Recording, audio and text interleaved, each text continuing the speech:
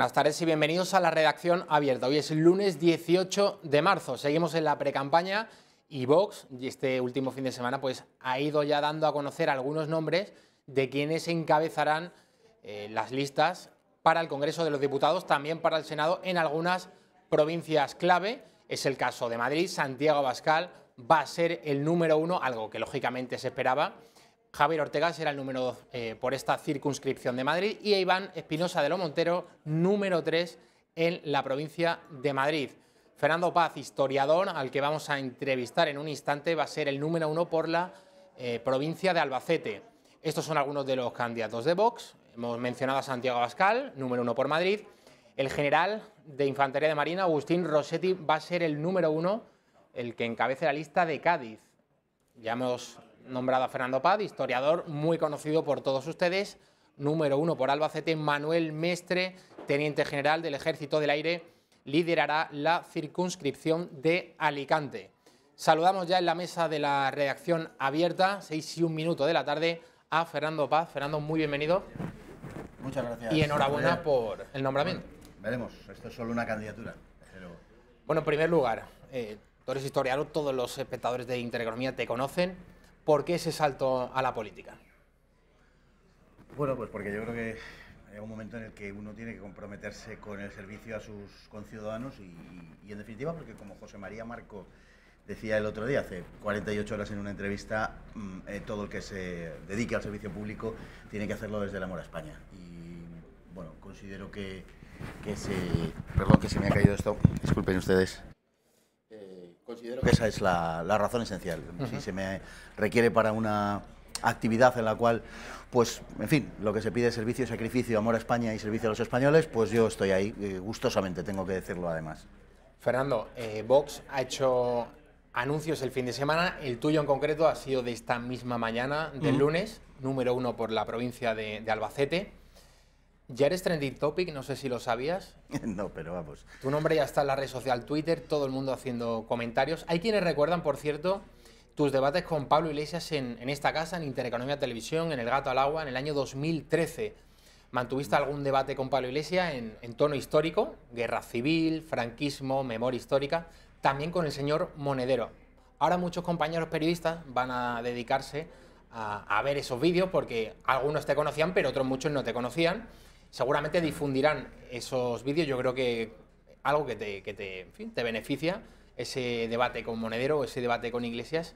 ¿Qué recuerdas de aquellos debates que libraste con los dos fundadores de Podemos? Uno de ellos está retirado, que es Monedero, y el otro es el líder indiscutible de Unidas Podemos, Pablo Iglesias. ¿Qué recuerdas de aquellos debates? Bueno, una de las cosas más curiosas de todo esto es que realmente ellos todavía no eran personajes conocidos, por decirlo de alguna manera, porque es antes de la fundación de Podemos, y debatí con ellos muy gustosamente porque eran temas que estaban de moda en ese momento y algunos, lamentablemente, lo siguen por mor de que los políticos de determinado sesgo ideológico se empeñan en ellos, ¿no?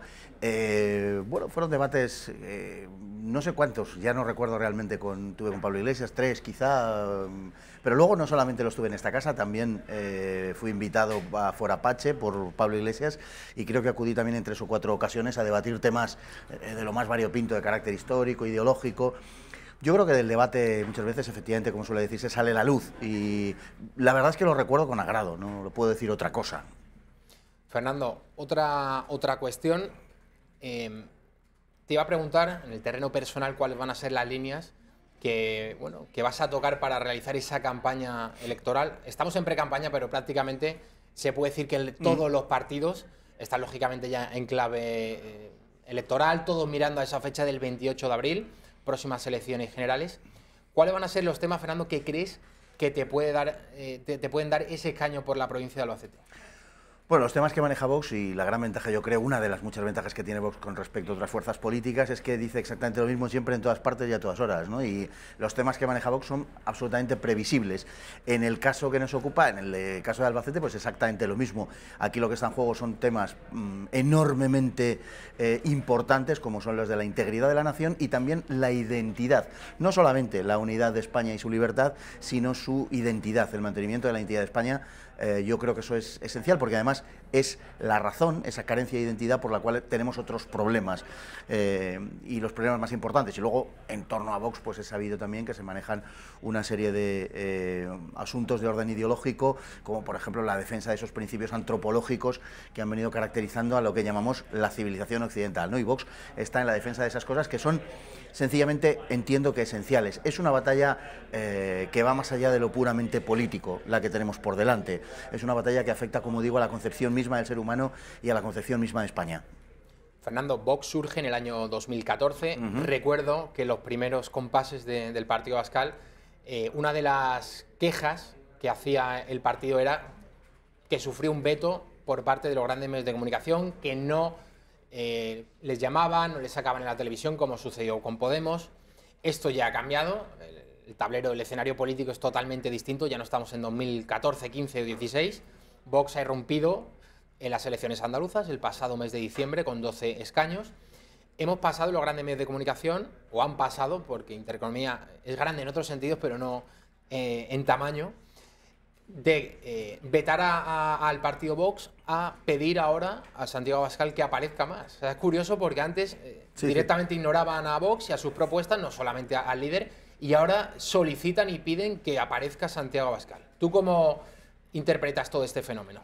Bueno, es así, literalmente, como acabas de explicar. Es decir, se ha pasado del ninguneo absoluto, entre otras cosas, bueno, pues por los vetos de muchas televisiones, en fin, que manejaba el Partido Popular o de otras televisiones a las que no interesaba que se abriese el juego y que se pudieran cuestionar los pilares sobre los que se fundamenta el tablero. Y ahora estamos justamente en lo contrario. Ahora precisamente lo que se acusa a Santiago Abascal pues es de que no aparece y de que se vale de las redes sociales y todas estas cosas. Bueno, las acusaciones van a estar siempre ahí. Lo que sí está claro y lo que parece cada vez de una manera más evidente es que hay dos posicionamientos en lo esencial, y en uno están la práctica totalidad de las fuerzas políticas salvo Vox, y en el otro está Vox, porque hay una diferenciación esencial entre lo que se propone por parte de la generalidad de las fuerzas políticas. En términos políticos e ideológicos sería más matizable, pero desde luego en términos filosóficos, y lo que está manteniendo Vox. Fernando, he leído en las redes sociales, en Twitter, ya he mencionado anteriormente que eres trending topic, algunos usuarios que estaban discutiendo tu nombramiento como cabeza de lista de Vox por Albacete. Recordaban una conferencia que pronunciaste en Alianza Nacional, Democracia Nacional. Dicen que es un grupo que no condena el Holocausto, que niega el Holocausto. Te quería preguntar sobre esa conferencia, ¿qué fue lo que dijiste en aquella invitación? Bueno, me invitaron a hablar sobre ideología de género y yo acudí a hablar sobre ideología de género, fue de lo que hablé, no hablé de otra cosa. He ido ahí y he ido a muchos otros sitios. He hablado de ideología de género en esta casa en numerosísimas ocasiones, he hablado de ideología de género también en parroquias, por ejemplo, donde me han invitado también a dar conferencias de este tipo, charlas de este tipo, y he acudido a los sitios pues desde donde me han llamado. Como he dicho, he estado por ejemplo, en la televisión de Pablo Iglesias, ¿no? y también he estado en Alianza para la Unidad Nacional, y también he estado en conferencias en diversos sitios. La verdad es que no tengo nada más que decir, aunque puedo hablar mucho más de todas estas cuestiones, pero agradezco enormemente a los que se toman la molestia de seguir mi biografía con tanto detenimiento y minuciosidad, no sé a qué se deberá, pero se lo agradezco de verdad, es algo que me motiva. Fernando, cuando Vox llegue al Congreso, que creo que ya no hay ninguna duda, ninguna encuesta que ponga en duda que el partido Abascal pues, va a irrumpir en el Congreso, otra cosa será con cuántos diputados, cuántos escaños tendrá Vox en esa nueva legislatura. Te quería preguntar cuáles son los temas, te ha vuelto a caer el micrófono, cuáles son los temas, Fernando, que ahora mismo no se están mencionando, no se están tocando en el Congreso de los Diputados, y que Vox va a abrir el debate, por ejemplo, yo creo, ¿no? En la ley contra la violencia de género hay un consenso de todos los grandes medios de comunicación, de todos los grandes partidos políticos. Memoria histórica quizás sea otro, alguna tecla más que vaya a tocar Vox y que ahora mismo esté, por decirlo así, vetado, o sea, un tema que, como hay absoluto consenso y unanimidad entre los grandes partidos, pues pasa de puntillas en el Congreso de los Diputados.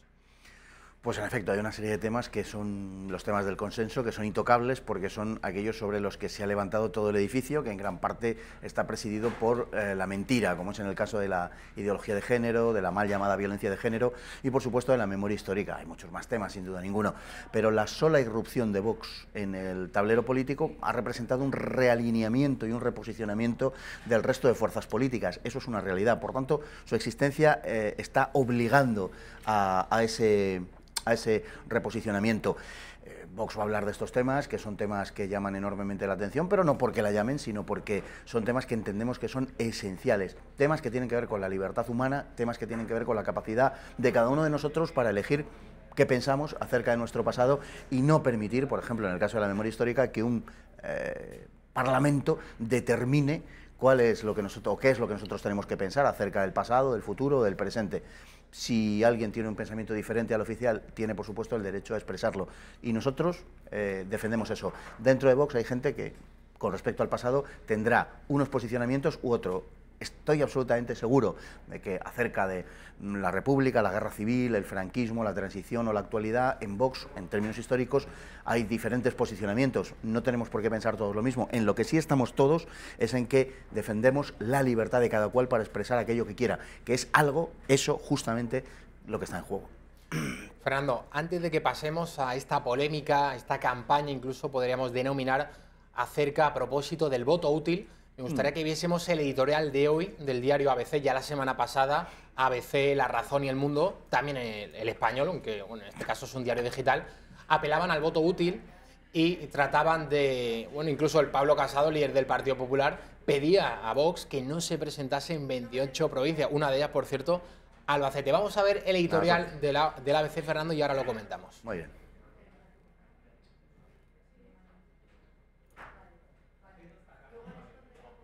Este es el editorial de hoy. La derecha regala votos a Sánchez. Dice el ABC, los partidos de centro-derecha deben buscar fórmulas que le permitan sumar en el Congreso, porque puede darse la inmensa paradoja de que ganen en votos, pero no en escaños.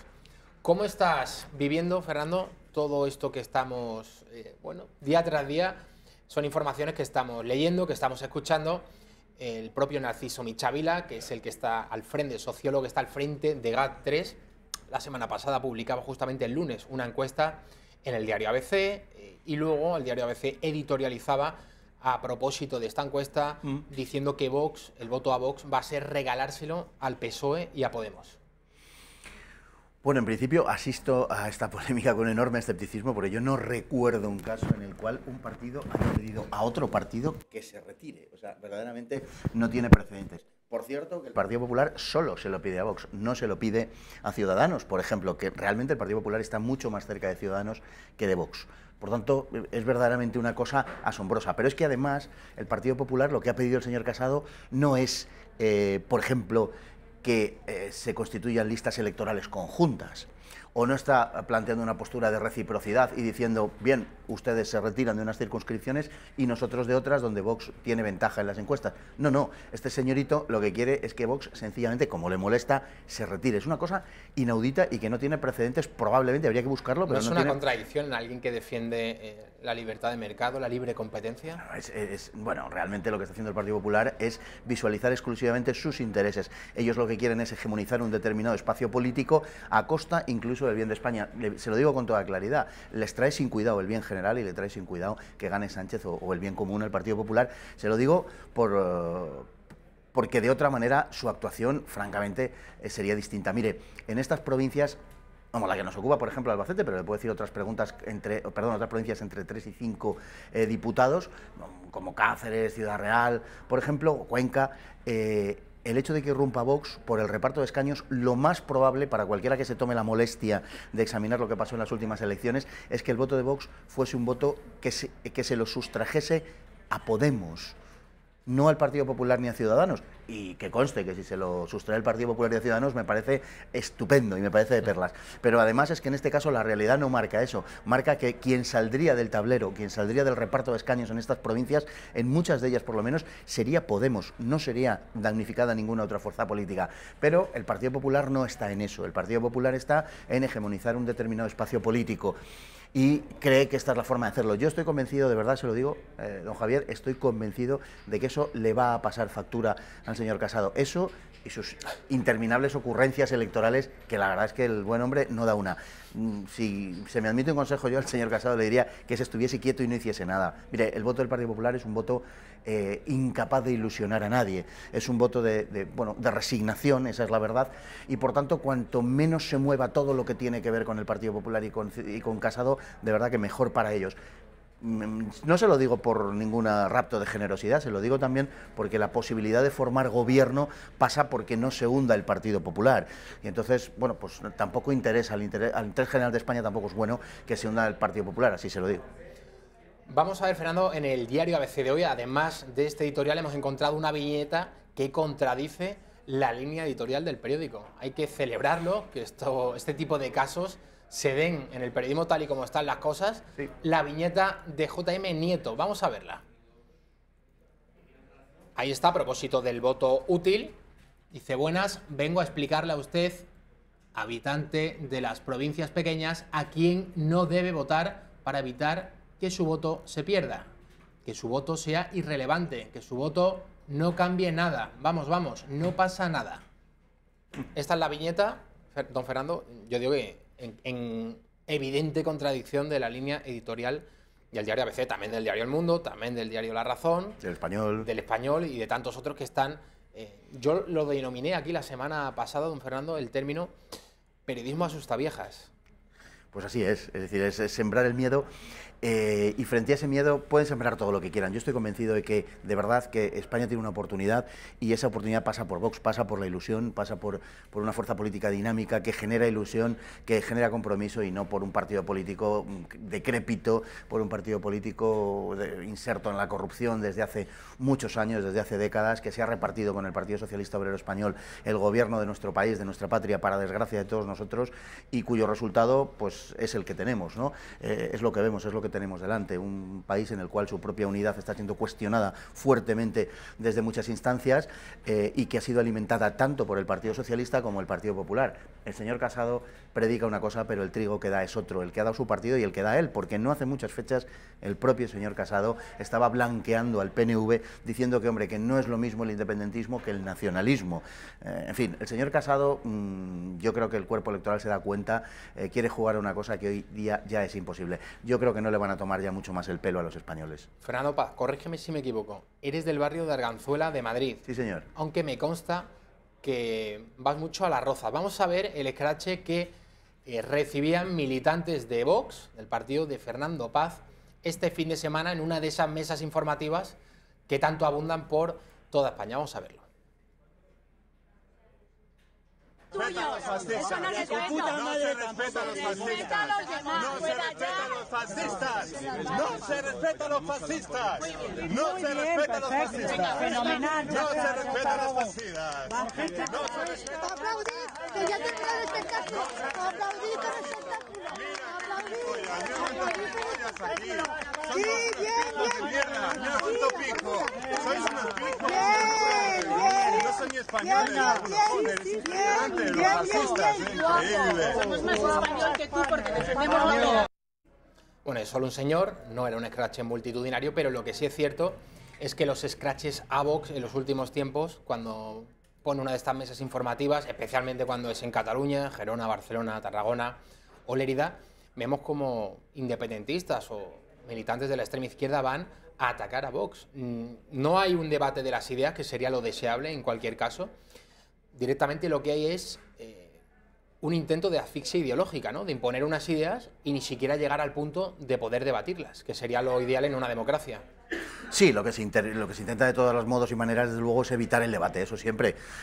No se quiere que la población pues, sea consciente de que existen otros puntos de vista que están impugnando aquello que se les está suministrando, digamos, como droga, ¿no? para adormecerlos, y desde luego, en ese sentido, Vox ha venido para despertar con un aldabonazo realmente en la política española. Es normal que haya personas como este, y tú les llamas señor, en fin, vamos a dejarlo en persona, y ya es bastante, que se dedican a hacer este tipo de cosas, pero y decir que es que a ellos no les interesa efectivamente que haya debate de ningún tipo, y ni a ellos ni al establishment, podemos decir.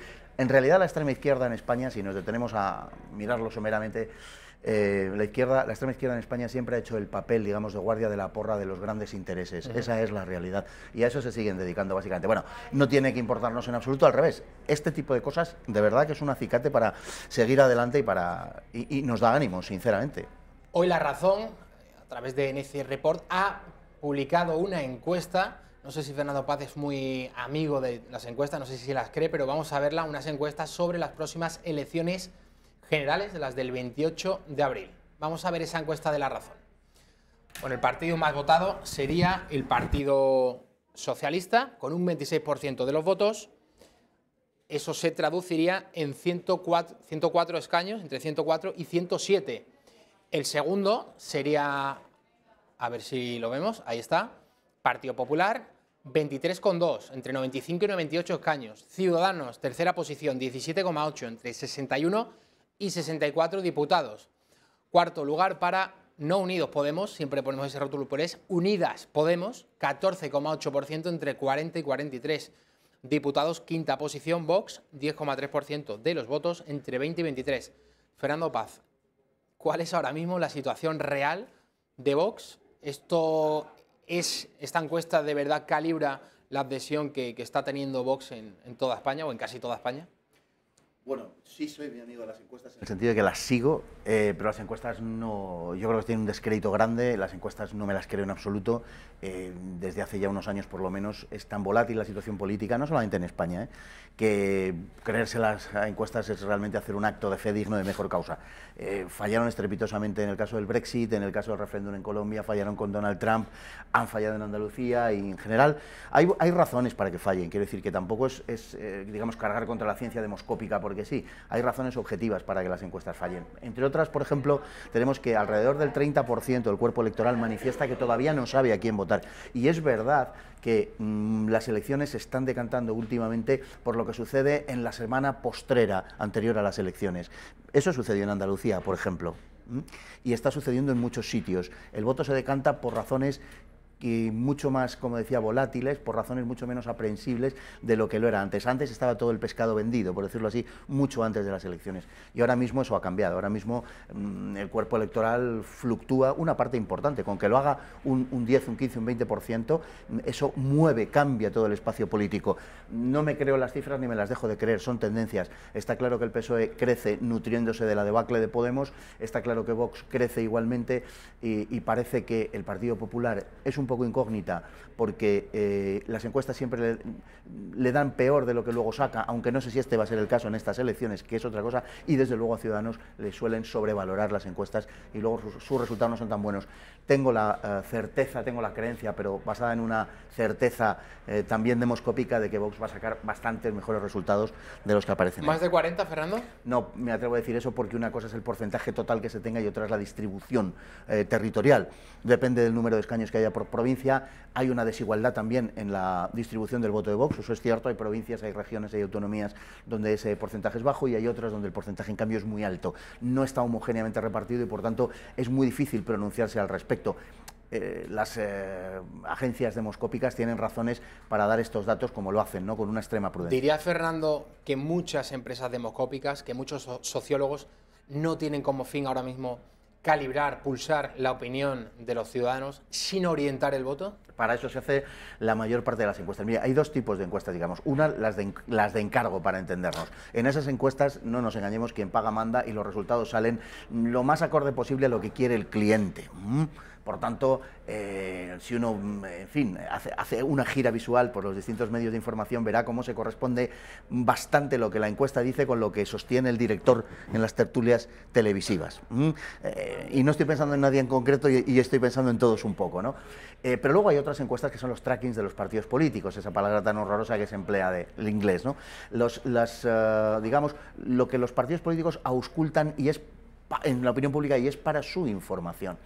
Y le puedo decir de verdad que lo que hemos visto pues quizá no se corresponde exactamente, desde luego, con lo que los partidos políticos saben internamente. Y luego además está ese factor que le he dicho, que hay una parte muy importante del voto que todavía no se ha decantado. Hay razones también para que una parte de los españoles no manifiesten públicamente una determinada inclinación del voto. Bueno, se puede usted ir haciendo una cierta composición de por dónde van las cosas. Fernando Paz, vamos a ver ahora el momento en el que Santiago Abascal, el pasado sábado, acudía a la Plaza de Toros de Valencia, plena feria de fallas, toreaba Enrique Ponce, si no recuerdo mal, y a la salida de la corrida de toros, pues era despedido Abascal de esta manera. Vamos a verlo.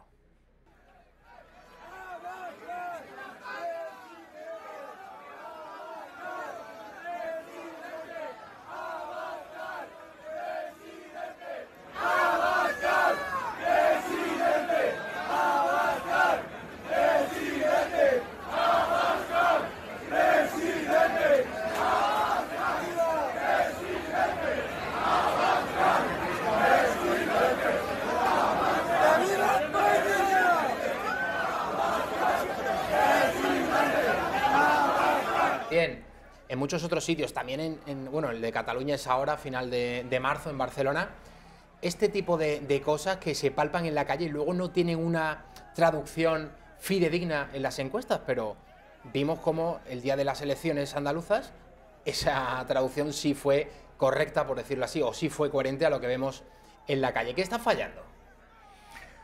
No, yo creo que, vamos a ver, una cosa es efectivamente la participación militante, digamos, de una serie de la gente, pero esto de las personas.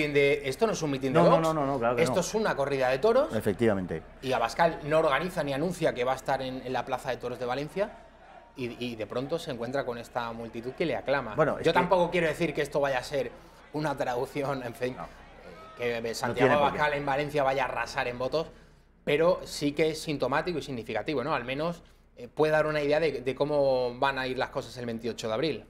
Bueno, si buscamos un vínculo entre las distintas cuestiones, ¿no? En los ejes ideológicos de Vox, quizá ese vínculo está en la defensa de la incorrección política. Y aquí vemos a Abascal, por ejemplo, en una plaza de toros. Los toros han sido auténticamente vapuleados por el pensamiento correcto politiqués en España, han sido perseguidos, masacrados en algunas regiones de forma indisimulada por representar o por identificarse con lo nacional. Y lo que estamos viendo es una reacción en favor de lo nacional, básicamente, en defensa, por supuesto, de la fiesta de los toros, pero que no en vano es una fiesta que se llama, la fiesta se llama la fiesta nacional, ¿no?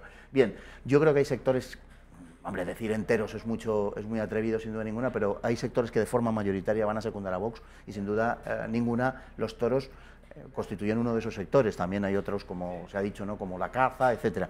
Entonces, es, como decía, de resaltar ese vínculo de incorrección política que representa Vox frente a una máquina verdaderamente de picar carne como es la que nos han venido suministrando durante décadas para que creamos una serie de cosas que tenemos que, en fin, que profesar de modo casi militar, ¿no? No podemos movernos un milímetro de lo que es políticamente correcto. Y eso es lo que está rompiendo Vox. Yo creo que Vox, efectivamente, es el partido con mucha diferencia que genera mayor entusiasmo en España. Eso en este momento es indudable. Fernando, ya para finalizar, antes de despedirte, dirías que Vox, hay muchos que están tildando a Vox de ser el PP verdadero, el PP de los valores. Abascal no en vano estuvo en el Partido Popular. Estamos viendo algunas incorporaciones en las listas de Vox, que son personas que también estaban en el Partido Popular, en el caso de José María Marco, Lourdes Méndez. ¿Dirías que la aspiración de Vox es ser un partido transversal o que no solamente va a cosechar votos de antiguos votantes del Partido Popular?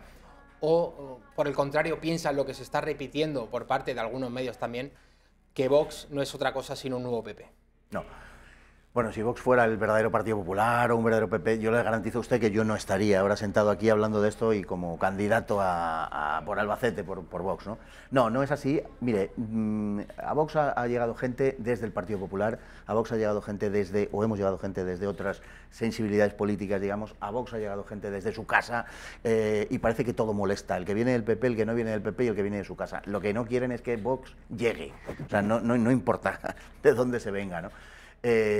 Por tanto, yo creo que esa no es la línea política de Vox, sinceramente. Yo creo que a poco que uno se lea las 100 medidas de Vox o escuche atentamente lo que está diciendo Vox, no está diciendo en absoluto que sea un auténtico Partido Popular o el Partido Popular de verdad ni nada parecido.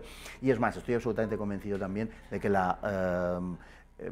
la mayor cosecha que va a recoger Vox es precisamente con un carácter mucho más transversal, en el que ya está, por otro lado. Porque mire, cuando se habla de, por ejemplo, de esos votos que proceden del mundo del toro, del mundo de la caza, dos mundos a los que nos hemos referido con antelación, eso no presenta ninguna homogeneidad ideológica. Esas gentes que viven de la caza o que viven del toreo, por ejemplo, o del toro más genéricamente, son gente que pueden ser perfectamente de derechas, de izquierdas, de centro o de nada. Sin embargo, entienden que Vox está defendiendo eso y, por tanto, son votos transversales, son votos que no se identifican a lo mejor en otro orden de cosas con Vox, pero sí en eso que para ellos es muy importante. Y creo que por ahí Vox va a abrirse paso en unos espectros sociales hasta hoy, digamos, más o menos inusitados, y que va a alcanzar buena representación en esos sectores sociales. A fin de cuentas, como le digo, es el programa de la incorrección política, es el programa de protesta contra esos fenómenos globalistas, etcétera, que se están produciendo por todo el mundo. Fernando Paz Cristóbal, historiador, muchísimas gracias. A ustedes, un verdadero placer estar aquí. Historiador y número 1 por la provincia de Albacete, con Vox, para el Congreso de los Diputados en las próximas generales del 28 de abril. Le deseo la mejor de las suertes. Muchas gracias, don Javier. Nos vamos a la publicidad. A la vuelta va a estar con nosotros Pedro Insua, profesor de filosofía, para analizar algunas cuestiones de actualidad, en concreto el hundimiento de Podemos y de la izquierda en general. Se lo contamos a la vuelta, no se vayan. Vivimos tiempos de incertidumbre, de vicisitud, pero también en esos momentos difíciles aparecen visiones positivas, visiones importantes. Por ejemplo, nuestro reencuentro con nuestras señas de identidad, con nuestro pasado, con nuestra cultura, con nuestra historia. ¿Qué mejor forma de entrar en contacto con ello que conocer nuestras constituciones? Ahora le ofrecemos en Intereconomía una colección con los 7 textos de nuestras 7 constituciones que alumbraron el siglo XIX y el XX, más un texto explicativo que componen un bello regalo editado estupendamente que les va a entusiasmar. Si tienen la oportunidad, no dejen de hacerse con una copia, yo la tengo y vale la pena. ¿Cómo hacerse con este paquete de las constituciones españolas? Pues muy fácil. El paquete cuesta 99 euritos de nada y los gastos de envío aparte. 5 euritos más si es un envío a la península, 10 euritos más si es a Baleares, y Canarias, Ceuta y Melilla pues requieren 15 euros más de impulso. Y recibirán el paquete en 48 horas cómodamente en su domicilio, donde tendrán que pagarlo contra reembolso, como se hacía antes, con dinerito en metálico. ¿Cómo enrolarse para tener estas magníficas constituciones españolas? Pues lo más fácil es el teléfono. Miren, tienen que llamar a ese teléfono que aparece aquí debajo, 91 616 2464, y ahí les pedirán los datos, y lo más fácil. ¿Que lo quieren hacer por correo electrónico? Pues es bastante fácil también.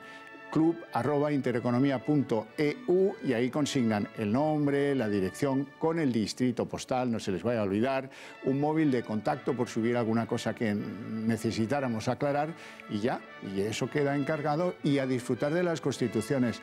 Aprovechen esta oferta.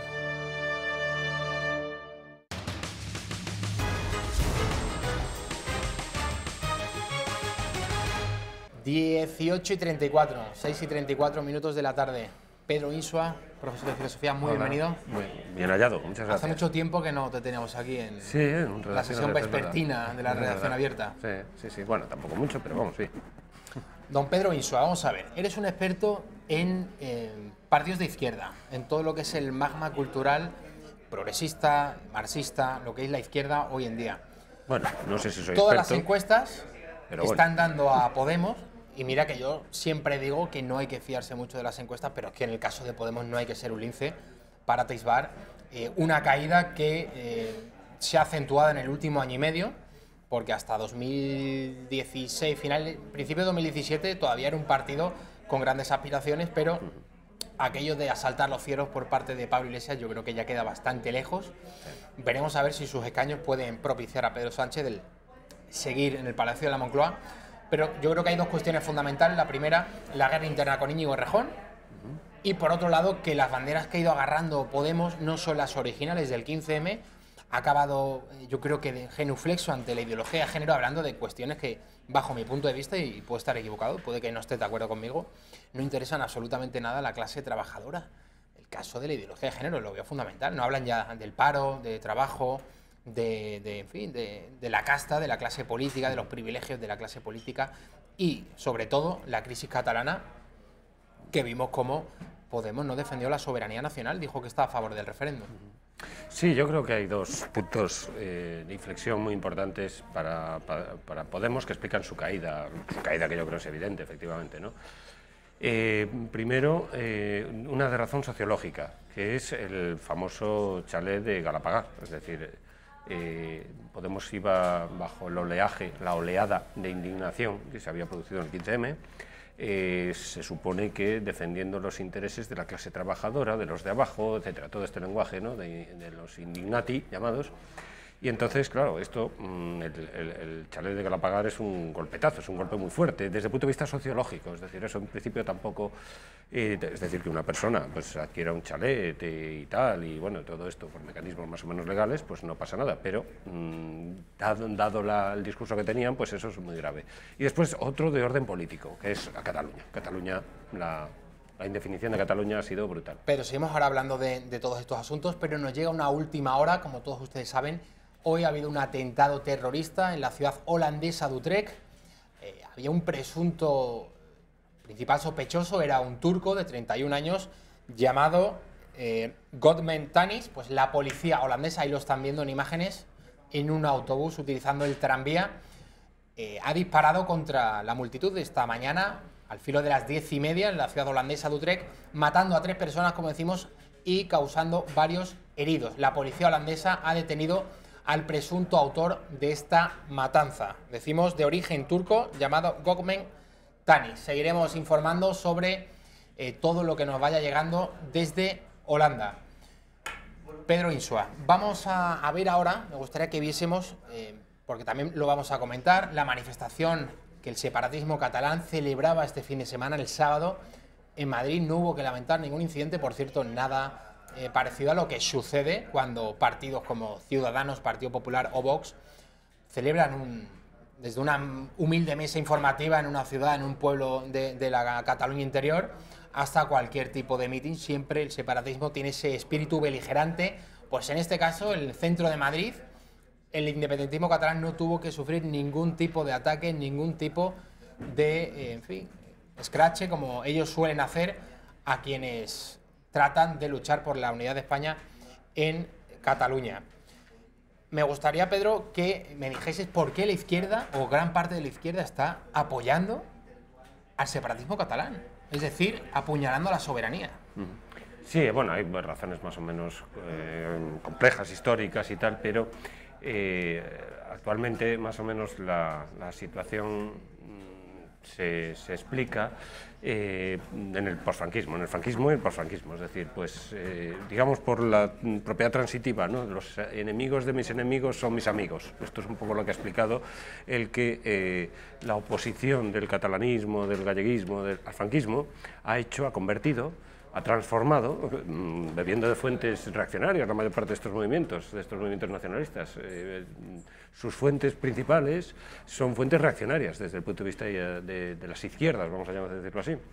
Pero, sin embargo, como se han opuesto al tirano franquista, pues al tirano Franco, según su propia ideología, pues entonces se han visto en el mismo barco que el catalanismo, que tal, es decir, el izquierdismo, de la mano del PC, etcétera. El PC y muchos otros movimientos de izquierdas, como es el PSC en Cataluña, un partido que más o menos tiene cierta independencia respecto al PSOE, el propio PSOE, han visto un aliado en estos movimientos frente al franquismo. Y como siguen alimentándose de la ideología antifranquista, porque siguen el antifranquismo, que a pesar de que Franco ha muerto hace 40 años, pero como no tienen otro discurso, como no tienen nada que decir a la nación, salvo su disolución, pues entonces reclaman el antifranquismo como movimiento político, y entonces tienen que sacar el espantajo de Franco constantemente para decir algo a los españoles.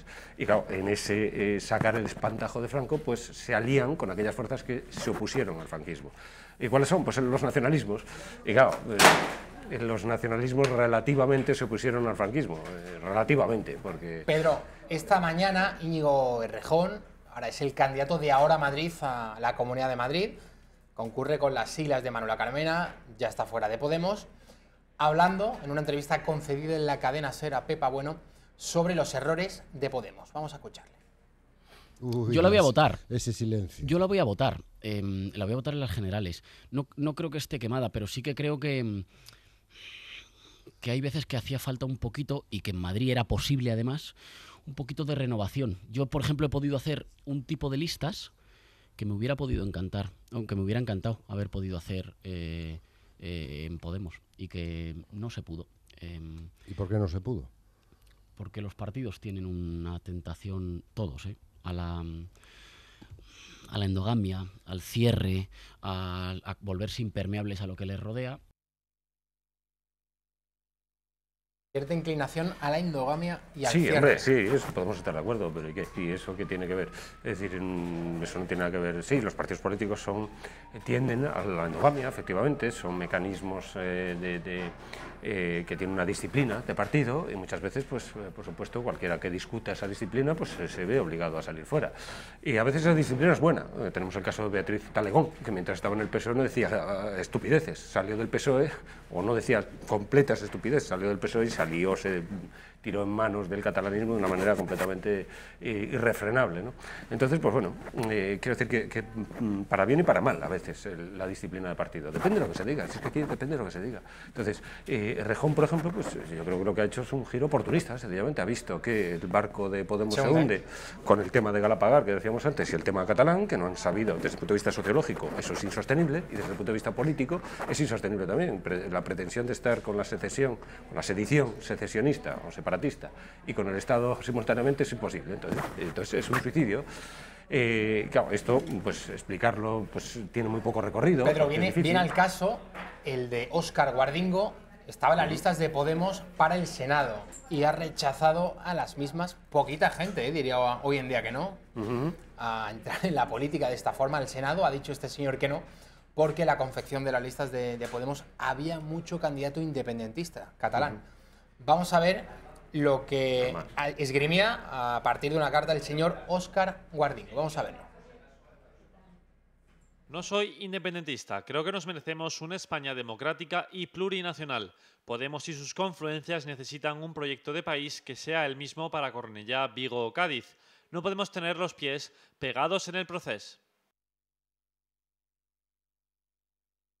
Veces se aprecia la política en general en todos los partidos, ¿no? Gente que esté dispuesta a renunciar a un sí, renuncia, puesto pero muy relativamente, goloso. porque concede lo de múltiples naciones en España. O sea, siempre la idea de algún tipo de disolución.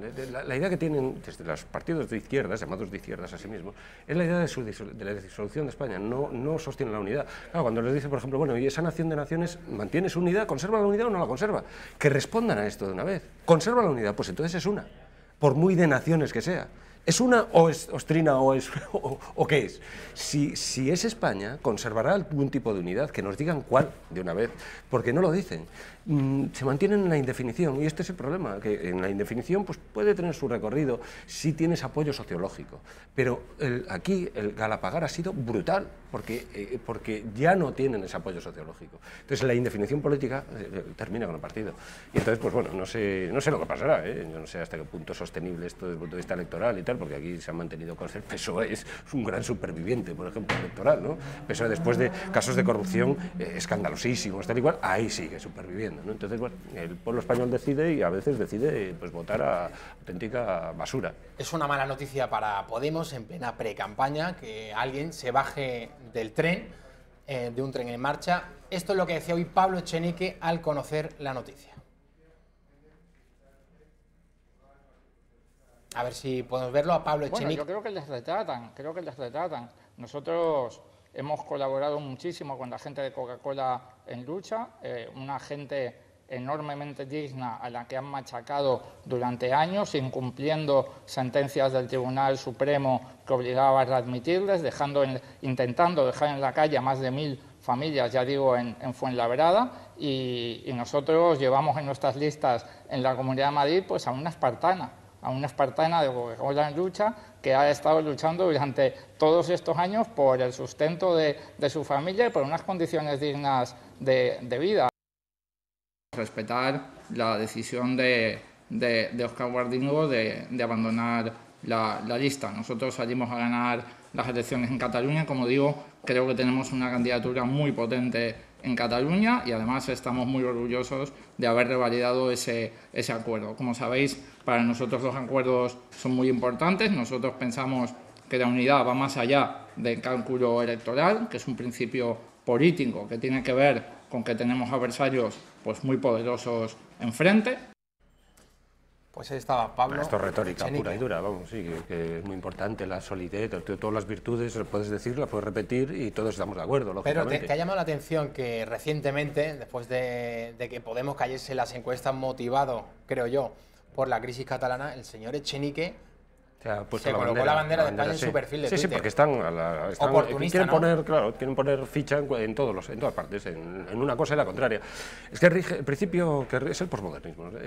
Lo que alimenta el podemismo es el posmodernismo, y el posmodernismo se rige por un principio que los escolásticos definían muy bien, que es ex contradictione quod libet. De lo contradictorio, cualquier cosa. Entonces, como están en la contradicción, viven en las contradicciones, como decía el propio Pablo Iglesias, están cabalgando las contradicciones, pues pueden decir una cosa y la contraria al minuto siguiente, sin problemas, porque no les importa. Entonces, es pura retórica, todo esto es retórica.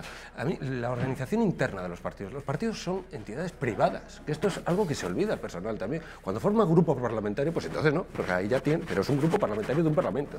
Pero son organizaciones privadas. A mí cómo se organizan ellos me importa tres pitos. Es decir, eso no es interesante, lo interesante es lo que proponen a la nación, no lo que se propone internamente. Eso no importa nada. A mí como si salen las listas, pues la pone uno a dedo o las ponen democráticamente, es que da lo mismo. Además, la democracia es una forma de organización no de los partidos políticos, de la organización del Estado. Nunca puede ser un partido democrático, porque no rige la democracia en un partido político, eso es una falsedad. Es como, lo que pasa es que como se ha abusado del término democracia, como estamos abusando constantemente de él, en esta época del triunfo democratista y tal, pues entonces aplicamos la democracia a cualquier cosa, pero la democracia es una forma de organización del Estado, definida desde Aristóteles, por Platón I, Aristóteles, etcétera, etcétera. Entonces, no es actitud democrática, por ejemplo, eso es absurdo, actitud democrática, ¿qué es eso? Pero hoy en Antena 3 por la mañana, en el programa de Susana Griso, en Espejo Público, Iván Espinosa de los Monteros, vicesecretario de Vox, hablaba en estos términos de Íñigo Errejón. Dice que es el más peligroso de todos los que hay en Podemos. Vamos a ver. Por eso digo que estos son los enemigos de España, no son rivales, son enemigos de España. Y en el caso del señor Errejón es de los enemigos más peligrosos. No porque pinte mucho, ahora ya no pinta nada y no me interesa mucho el personaje, antes pintaba un poco más. Pero es peligroso porque encima pone buena cara, pone cara de niño pequeño. Este señor de peor compuesto que yo no entiendo. Estos son exactamente los más peligrosos de todos, porque ocultan su verdadera bilis, que es una bilis antiespañola, radical, izquierdista y tremendamente peligrosa para nuestro país, y que algún día deberíamos analizar si tienen derecho a estar en el juego político, los que no creen en la unidad de España y los que no renuncian al marxismo que tantos muertos ha dejado.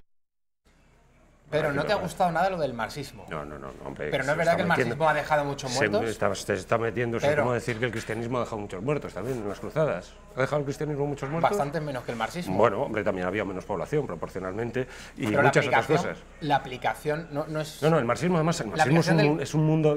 ¿A qué marxismo se refiere? ¿Al analítico? ¿Al marxismo? ¿Al austromarxismo? No, eso es fundamental. Pero la aplicación se está metiendo unos berenjenales impresionantes. Una pregunta, luego ya volvemos a la actualidad, pero ¿la aplicación del comunismo siempre ha resultado igual? ¿El comunismo platónico? El de una Unión Soviética, el comunismo de China, de jesuitas, el de las revoluciones jesuitas. Pero Pedro, respóndeme la pregunta.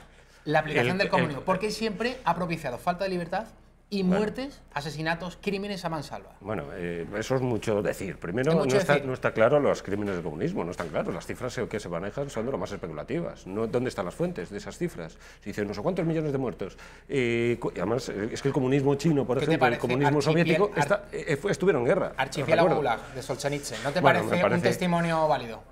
Bueno, me parece que manipula bastante Echenique ahí, Echenique. Echenique desde luego, pero Solzhenitsyn, digo, manipula bastante. Es decir, y además hay que tener siempre en cuenta los fines.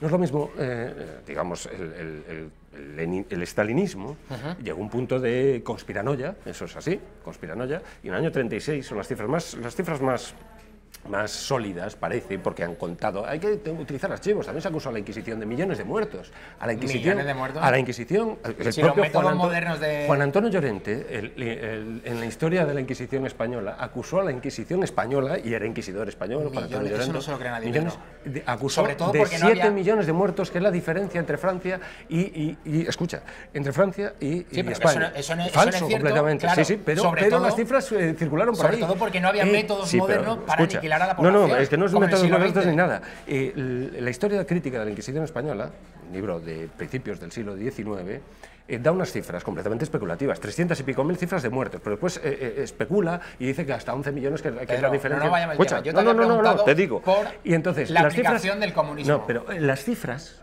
si hablamos de una ideología asesina, las cifras hay que basarlas, hay que sostenerlas, hay que dar cifras sólidas, documentos, documentación. No se puede hablar especulativamente como se habló de la Inquisición. Durante un siglo y pico se barajaron todos los historiadores, Charles Lyell, Henry Kamen, todos los historiadores se basaron en las cifras de Juan Antonio Llorente, que eran puras... ¿No mató en masa? Pregunta. Stalin en el año 36, parece ser, en el año 36, ahí sí, hubo matanzas, pero en los campos de concentración, que ni siquiera inventa Stalin. ¿Y Mao en China no mató en masa? Pero el maoísmo chino, las fuentes no está claro que sea el marxismo, puede ser ¿Y lo que se llamaba el despotismo oriental. Antes del marxismo, en China había muchas matanzas, en Asia en general había muchas matanzas porque es el despotismo oriental. No me he preguntado, don Pedro, le he preguntado la aplicación del comunismo, sea en China, sea en Camboya, sea en la Unión Soviética, que siempre se traduce en falta de libertad. Siempre tenemos el comunismo de las reducciones, que es tan comunismo como este. El comunismo no es monopolio del marxismo, para empezar. Es decir, hay un comunismo, las reducciones jesuíticas de Paraguay. Eso es comunismo, tenían propiedad en común. Defendían la propiedad común. El marxismo, el cristianismo primitivo es un comunismo. Sí, no. Bueno, hay un libro de Colomer, que habla pues, desde las leyes de Creta hasta los distintos tipos de marxismo. Colomer, que es antimarxista. A mí no me vas a convencer con lo de Jesucristo, el primer comunista. Hombre, pues hay un comunismo primitivo, porque el comunismo así, claro, cuando se le empieza a dotar... Cuando se le empieza a dotar de valores, como asesino, no sé qué, no sé cuánto, pues entonces se empieza a deformar las cosas en línea general. La historia no es un tribunal. Entonces, si utilizamos, es como acusar a Franco, es el mismo argumento. Franco, un asesino, ¿de qué? ¿De qué un asesino? ¿Una guerra? No, pero yo he dicho, genocida Franco. Franco ese es el mismo argumento. No, don Pedro, Franco no inventó ninguna ideología, no aportó ninguna ideología nueva a la historia. Déjame hablar. Franco no aportó ninguna ideología nueva. Goma sí. Entonces, hablamos del comunismo, que donde se ha aplicado, y eso es impepinable, yo no tengo aquí las cifras, pero son millones de muertos, o también lo vamos a negar. En China, en la Unión Soviética. Pero que esas cifras tienen que ser sólidas. El libro negro del comunismo. Y el libro negro del colonialismo, igual de tramposo. Igual de tramposo. Acusan... ¿Y los que mataban en el Gulag y en Siberia? Eso no es verdad. El libro negro del colonialismo acusa a España de haber asesinado no sé cuántos el genocidio americano. Y eso es falso. También tenemos las cifras, que hay que ofrecer la base de esas cifras. Pero si no, estamos en la ideología y en la fantasía. Entonces, y en el maniqueísmo más Pero burdo. No es una fantasía que el comunismo siempre ha matado, donde se ha aplicado. Pues no, es una fantasía, efectivamente. ¿Es una fantasía? Hombre, es que depende de los criterios y depende de muchas cosas. Es decir, el comunismo no mataba por ser comunista. Stalin no mataba porque traicionaban al comunismo. Mataban contra la traición. Es que no es lo mismo que, por ejemplo, entonces Hitler mataba a los judíos traicionando al nazismo. No, pero no por traición. Hitler lo mataba por raza, es muy diferente. Aquí ni servis, ni siquiera, prácticamente todos los antimarxistas, muchos de ellos antimarxistas, eso es una trampa, don Pedro. No se puede decir que cuando el comunismo mata, no lo hace en nombre del comunismo. Lo hace en nombre frente a la tradición. Siempre está ahí flotando y nunca se ha aplicado como Dios manda. Hasta que lo apliquen los nuevos comunistas. Por lo menos el recorrido del argumento, si atiendes al recorrido del argumento, después me contestas al argumento, no a otra cosa distinta. Fenomenal. El stalinismo entendía que, cómo era posible que no sucediese la revolución. Si desde el punto de vista económico y tal y cual había una contradicción, tenía que resolverse mediante la revolución. ¿Cómo no era posible la revolución? ¿Cómo es que no se produjo la revolución a nivel universal? Por la traición. Entonces empezaron con él, digamos, conspiranoia de la traición en determinados años. Stalin. A Stalin, quien primero lo acusa, es Khrushchev. Es decir, es el propio comunismo quien acusa a Stalin de haber ejercido el genocidio en el 20 Congreso del PQS. Es Khrushchev, es el informe secreto del informe del PQS quien acusa esa. Y fantasean. Y de esto se vale Estados Unidos para inventarse el término totalitarismo y salvar el autoritarismo. Es decir, bueno, Franco es autoritario y el comunismo es totalitarismo. Entonces, atacamos el totalitarismo, hay que dar un rollback y de toda la política norteamericana que infló las cifras. Estamos en la guerra de propaganda. Si nos tragamos la propaganda norteamericana, pues entonces sí. Y yo no, vamos a ver, yo parto de la idea de que el comunismo leninista que se funda en 1917, es un fracaso total y absoluto. Ha caído ante un sistema más potente que ha sido Norteamérica. Ya está, eso es decisivo. No, pero no estamos hablando de si es un fracaso. Y en serio, quiero volver a la actualidad. Pedro. ¿Puede acusar de asesinato a Hiroshima y Nagasaki? Me toca a mí. Sí, para mí sí. Bajo mi punto de vista, eso fue un crimen contra la humanidad. Es un acto de guerra. Sin duda. Es un acto de guerra. Pero no era frente de batalla. Bueno, pero no se rendía. Se atacó a civiles. Igual que se atacó en Alemania durante la Segunda Guerra Mundial en Dresde, bombardeos absolutamente inmisericordios por parte del señor Churchill y de Estados Unidos. Sí, por eso. Ahí no me vas a coger, Pedro. Yo a lo que iba es que cuando se aplica el comunismo siempre acaba igual. Y que me diga, bueno, es que no fueron 20 millones, que fueron 2. Pero es que, me da igual. Es que, vamos a ver, aquí hay mecanismos sociales, sociológicos, tal, que la aplicación del comunismo, así dicho. Y, la verdad, y el hecho de que dentro del comunismo hubiese habido disidentes, has hablado de Khrushchev, cosa que es cierta, pero el hecho de que dentro de esa megaestructura haya habido disidentes y han dicho por aquí no es óbice para reconocer que siempre la aplicación acaba pero en la razón de la disidencia, vamos a ver, pero cuando se compara el nazismo con el comunismo... No. Yo he hablado de comunismo en China, en Camboya y en la Unión Soviética. Pero cuando se comparan, se dice, más asesino aún porque aún mató más gente. Sí, pero la razón es la traición. Nadie admite la traición. Nadie admite la traición como un mecanismo social. Todo el mundo reniega de la traición. Sin embargo, la raza judía, que es por lo que mataba el nazismo, no te voy a echar. No vamos a publicidad porque me dicen que tenemos que ir a la publicidad. A la vuelta seguimos con Pedro Insua, que no era mi intención que viniese a debatir aquí sobre el comunismo, pero lo estamos haciendo. Vamos a volver a hablar de actualidad. A la vuelta de la publicidad, no se vaya.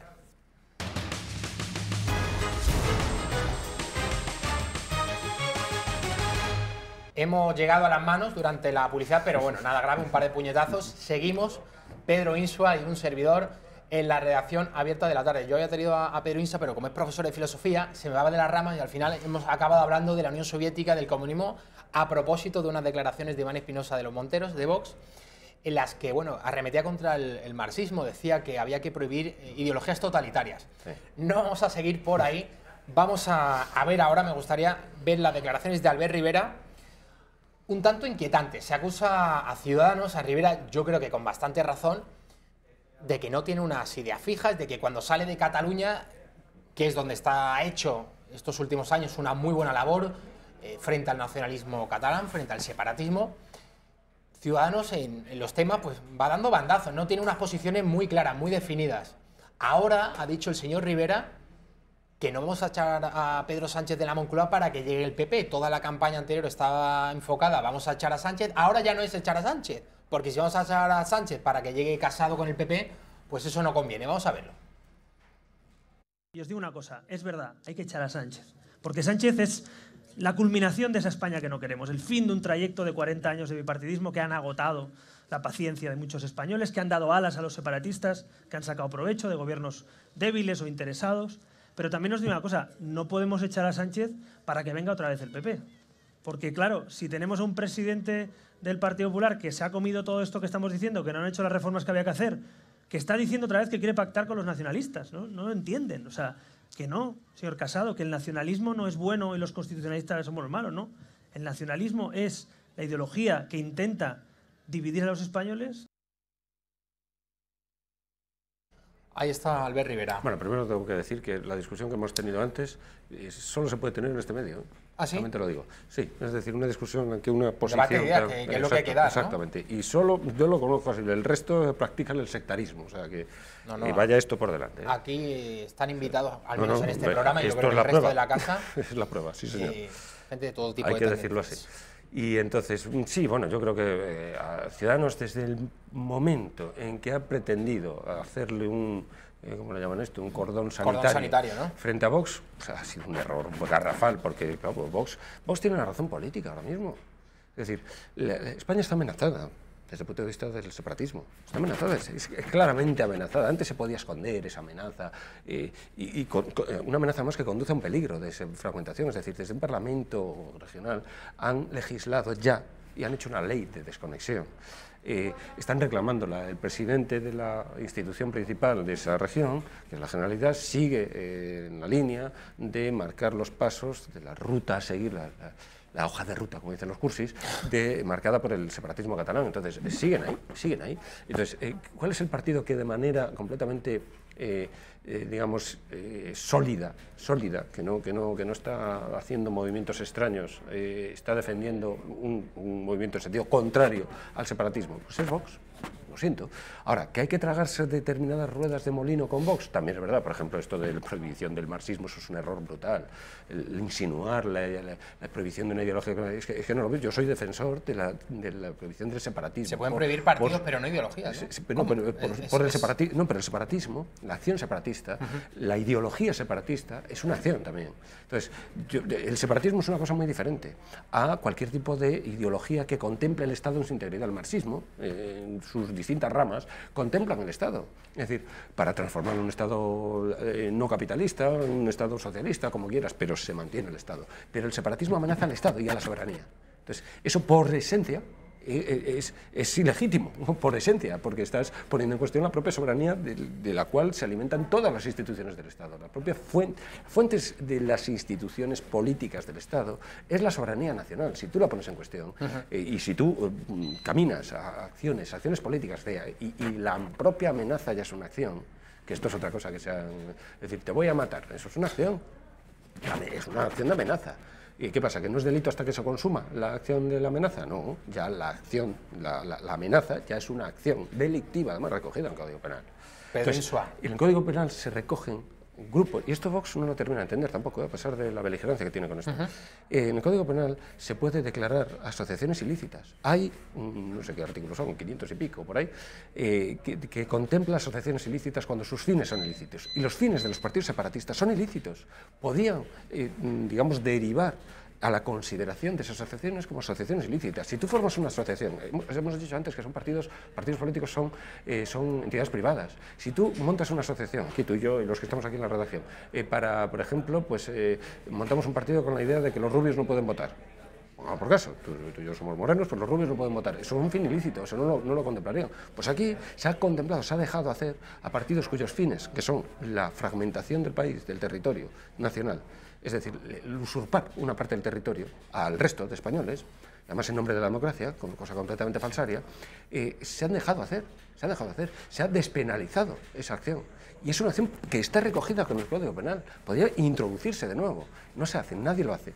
Pedro, han entrevistado al señor Iñaki Gabilondo, que sé que te encanta, en un medio de comunicación que te encanta aún más, que es el diario.es, por un periodista, su director, que te encanta aún más que el medio y que el entrevistado, que es Ignacio Escolar. Vamos a ver a Iñaki Gabilondo cuando le han preguntado que definiese a Vox. Esta ha sido la respuesta.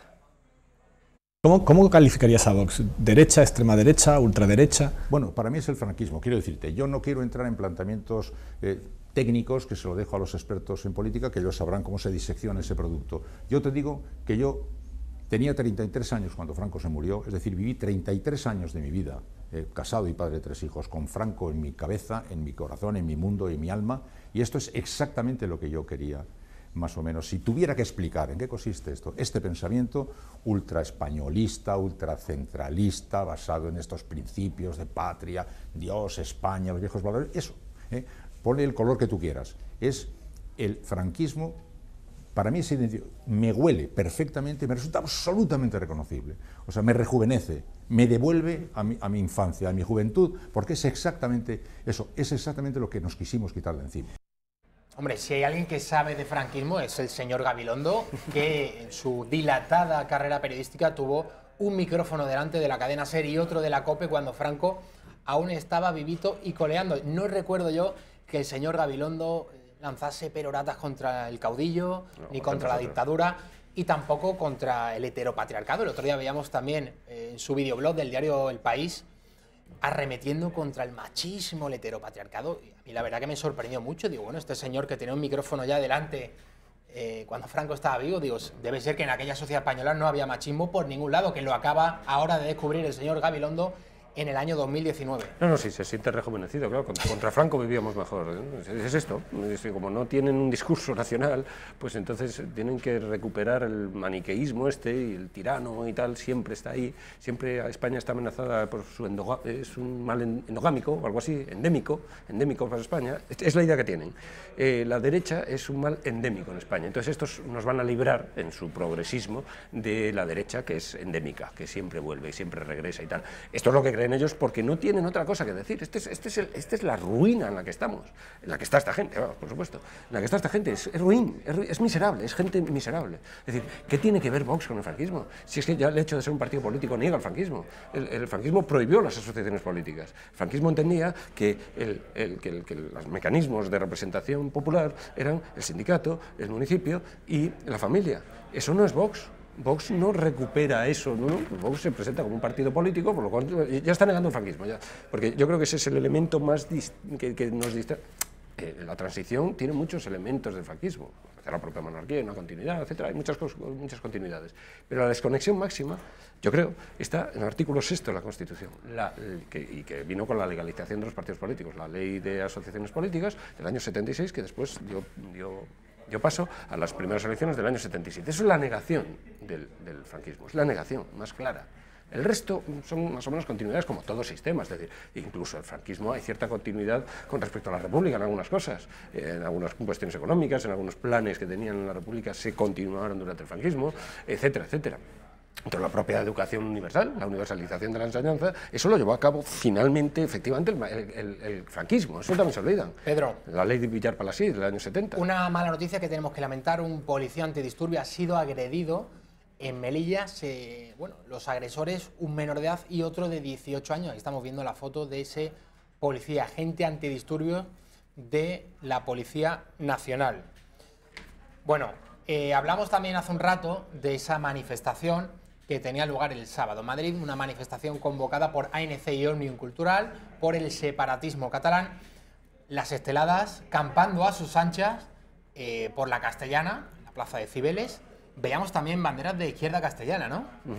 Sí, sí, bueno. Es lamentable que la izquierda se preste a estas cosas, a triturar la nación, a vender la soberanía nacional. Veíamos también, a ver si podemos ver esas imágenes, a 3, 4, 5 chavales acercándose con bandera de España a esa manifestación, pero que eran retenidos por la Policía Nacional y no pasaba absolutamente nada. Ahí lo estamos viendo. La bandera de los tercios, ¿no? Bueno, la bandera del Imperio Español, ¿no? Del Imperio. 5, 6, 7 chavales, y bueno, ahí los policías antidisturbios en el Paseo Recoletos. Las para San Andrés. Movilizando a estos chicos y bueno, no llegaba a mayores.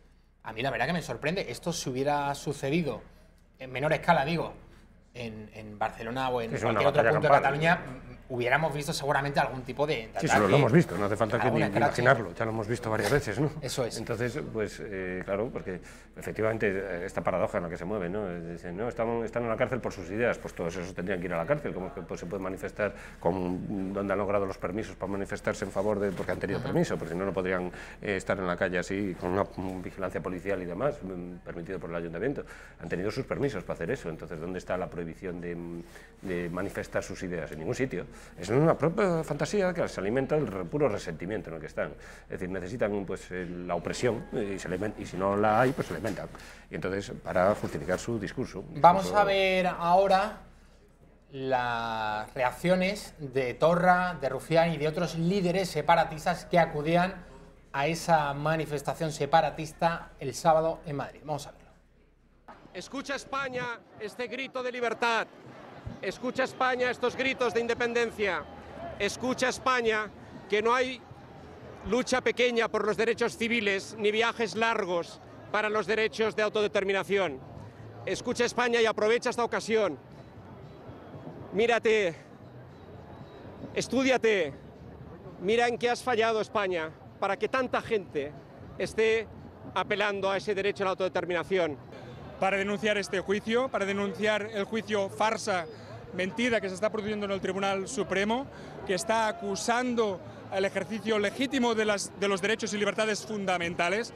Uno puede ser independentista o no, uno puede estar a favor de la independencia de Cataluña o totalmente en contra. En cualquier caso, lo que se está produciendo hoy en el Supremo, hoy con este juicio, es una acusación a los derechos fundamentales. Nosotros, frente a las porras, frente a la violencia, frente a las amenazas, frente al 155, frente a la policía, frente al trifachito, frente a los tres jinetes del apocalipsis ultra, frente a Casado, frente a Rivera, frente a Abascal y frente a según qué PSOE, nosotros lo que ponemos es democracia, ponemos pacifismo, ponemos civismo y ponemos calle. Según quién tiene dinero, tiene medios de comunicación y tiene un enorme poder detrás. Nosotros tenemos nuestra gente, nuestro pueblo, que trasciende cualquier sigla. Bueno, dice que tienen calle una pandilla de farsantes. y que son pacifistas, pero sin embargo Lo comentaste ante Pedro. El quitarle la soberanía nacional, arrebatarle una parte del territorio al resto de los ciudadanos, eso es violencia. Pero claro, ellos lo enmascaran hablando de democracia. Claro, pero es que ellos están pretendiendo que 7 millones, vamos a poner 7 millones que ni siquiera son de catalanes, porque están los que viven allí y algunos no son catalanes. En virtud de los derechos de los catalanes, se supone procedentes de no se sabe cuándo, porque eso tampoco está claro, si del siglo XIV, del XIII, del XII, no se sabe. Pero en virtud de esos derechos de los catalanes, hay gente allí que vive en Cataluña, que algunos no son catalanes, insisto, porque hay catalanes que viven fuera de Cataluña, pues tienen el derecho, presunto, a poner una frontera, establecer una frontera entre Aragón y Cataluña, y el 40% restante de españoles no tenemos derecho a nada sobre nuestro propio territorio, que es Cataluña. Bueno, yo me he quedado mucho más tranquilo, Pedro, porque ha salido antidemocrático. Ha salido Pedro Sánchez, presidente en funciones del gobierno, a decir que no va a haber referéndum ni independencia. Vamos a verlo. Convivencia siempre, independencia nunca. Segundo, la única vía para resolver la crisis en Cataluña es la vía constitucional. No hay otra. Diálogo sí, siempre. Vamos a estar dispuestos, pero dentro de la Constitución. Somos un gobierno constitucionalista y eso significa que vamos a cumplir con la Constitución y que vamos a hacer cumplir siempre la Constitución. Y tercero, España es una de las democracias más avanzadas del mundo. La democracia que garantiza la libertad de manifestación, por ejemplo ayer en las calles de Madrid, es la misma que juzga a los políticos que quiebran las normas y la legalidad constitucional. Sí, bien, está bien dicho, es verdad, pero claro, la acción que acompaña estas palabras no es la misma, es decir, pacta con esa gente, no es creíble, Sánchez. Acusa a la llamada derecha por él de ejercer una violencia y un querer regresar a tiempos pasados, y siempre tiempos pasados están insinuando siempre el franquismo, que está, digamos, anclado en el franquismo esa derecha, cuando esa derecha presunta, según él, está diciendo lo mismo que dice él, es decir, que no se puede dar un golpe de Estado separatista, esto es lo que están diciendo. Entonces él dice, no, eso es encrespar, eso es la crispación y no sé qué, no sé cuánto. No, hay que dialogar, pero ¿dialogar el qué? Si tú mismo estás negando que es imposible dialogar fuera de la Constitución, y lo que busca Torra es dialogar fuera de la Constitución, no dialogar, sencillamente destruir la Constitución, que no hay ningún tipo de diálogo posible. Pero a propósito de Cataluña, saben ustedes que la semana pasada la Junta Electoral Central ya vencía el plazo, finalizaba el plazo que había dado al señor Quim Torra, presidente de la Generalidad de Cataluña, para que retirase toda la simbología, toda la propaganda separatista de los edificios públicos catalanes. Ada Colau, que en un principio se negó, finalmente tuvo que pasar por el aro para no ser convenientemente sancionada, pero el señor Torra ha hecho oídos sordos, sigue desafiando al Estado y la Junta da 24 horas más. Si en 24 horas el señor Torra no hace lo debido, será acusado de desobediencia. Vamos a escuchar a Carmen Calvo, vicepresidenta en funciones del Gobierno. Lo que es absolutamente necesario es que todos los cargos públicos cumplamos con las normas y con la legalidad. En el caso del presidente de la Generalitat, también a lo que diga la Junta Electoral Central. Esa es la obligación en una democracia. Tiene sus consecuencias jurídicas, las tiene con lo que diga la Junta Electoral Central. Carmen Calvo, ese gran talento de la política nacional. Sí, no, pero llevamos no sé cuántos años sin ponerle la bandera de España en las distintas instituciones, tanto municipales como autonómicas y tal, y ahí no ha pasado nada. Y aquí habría que detenerse, pero también en el papel del PSC. Sí, no, han sido cómplices. El PSC es un partido que está parte del PSOE, aunque en teoría es parte del Partido Socialista, pero actúa de manera autónoma y ha abrazado básicamente el separatismo. Han utilizado el separatismo como mecanismo electoral, de empuje electoral, de promoción electoral, de propaganda de sí mismos. Es decir, presentarse como con una actitud dialogante, tal y cual, ante el separatismo, y claro, eso pasa factura. Es decir, después resulta que el separatismo entra a las instituciones y ahora está ahí. Y ahora legisla desde las instituciones. Ahora son ellos el Estado. Y para sacarlos de ahí tienes un problemón. Esta es la cosa. La ausencia absoluta del el Estado en Cataluña es una quimera. No existe. La vez que apareció fue con un violín y tal, o sea, cosas que ni siquiera cuidan esto. Entonces, cuando tienes la educación y generaciones enteras, varias generaciones ya, 40 años de generaciones, de distintas generaciones, educándose en la idea de que España es un despotismo que ha oprimido y que sigue oprimiendo a Cataluña, pues eliminar eso es muy difícil. Y si encima, quien lo dice, el más aguerrido, porque la derecha tampoco lo dice así con claridad, estamos viendo la llamada derecha, por otro lado, la llamada derecha, así a nivel sociológico. Quien lo dice, le acusas de derechona, de querer volver al pasado, de tal. Eso es lo que hace el PSOE sistemáticamente, pues entonces no hay manera, está siendo cómplice sencillamente de esa situación que dices que no va a ocurrir. Y dices, no, siempre dentro de la Constitución, pero si estás minando por dentro de la Constitución, siendo cómplice objetivo de esta gente, estás siendo cómplice constantemente. El propio PSOE se ha visto partido varias veces, roto, por un lado por el PSC, en cuestión de la tensión separatista, en las elecciones europeas se presentaron independientes, el PSC, en las elecciones europeas se suelen presentar independientes, el PSC y el PSOE. En la época de Zapatero se presentaron las elecciones europeas en el 2007, creo recordar, tanto independientes que la fuerza más votada en España, o sea, era el PP, aunque era el PSOE la más votada en España en total, pero al acudir a las elecciones europeas, como iban separados, el PP se convirtió en el partido más votado, entonces tenía más tiempo en el propaganda electoral, todas estas cosas. Y, por otro lado, UPyD en el año 2006 fue un desgajamiento del PSOE por este problema. O sea, los propios partidos se ven, digamos, la influencia que tiene estos discursos, y se produce un desgajamiento, una rotura en los propios partidos. Han experimentado esa rotura, pero es como si nada, y siguen lo mismo. Una cosa sorprendente. Pedro, bueno, mientras el separatismo catalán nos da lecciones de democracia, el pasado sábado en Madrid, en esa manifestación multitudinaria, iba Torra, iba Torrent, Rufián, el señor Tardá. El juez Llarena, en su domicilio de Sant Cugat del Vallès, se tiene que encontrar con pintadas tan lamentables como las siguientes. Amenazas por parte del separatismo catalán. A ver si podemos verla. Ahí está Llarena y FPP es fil de puta en catalán, que es hijo de puta en castellano. Y bueno, ahí estamos viendo esa amenaza, una más, contra el juez Llarena. Torra hace poesía porque dice, escolta España, en plan Joan Maragall, ¿no? Escucha España, se inviste de poeta. Es esto, hacen literatura barata, es que es una sociología realmente repugnante. Es decir, es pura literatura barata, es pura demagogia, y después se tienen ojos ciegos ante esta situación. La ceguera total, están ciegos, sordos y mudos ante las amenazas, que aquí le dispararon a gente.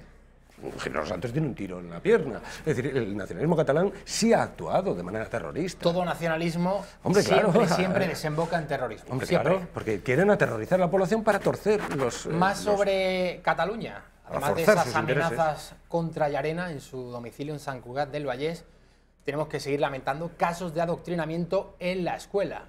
Vamos a ver estas imágenes, dibujos. Esto es una información de OK Diario, una escuela de Barcelona que expone dibujos de alumnos de primaria sobre el independentismo. Ahí lo estamos viendo, con los lazos amarillos, libertad a los presos políticos, derecho a la participación y a la política. Bueno, aparece una estelada o una urna y ese lazo amarillo que es el símbolo del golpismo catalán.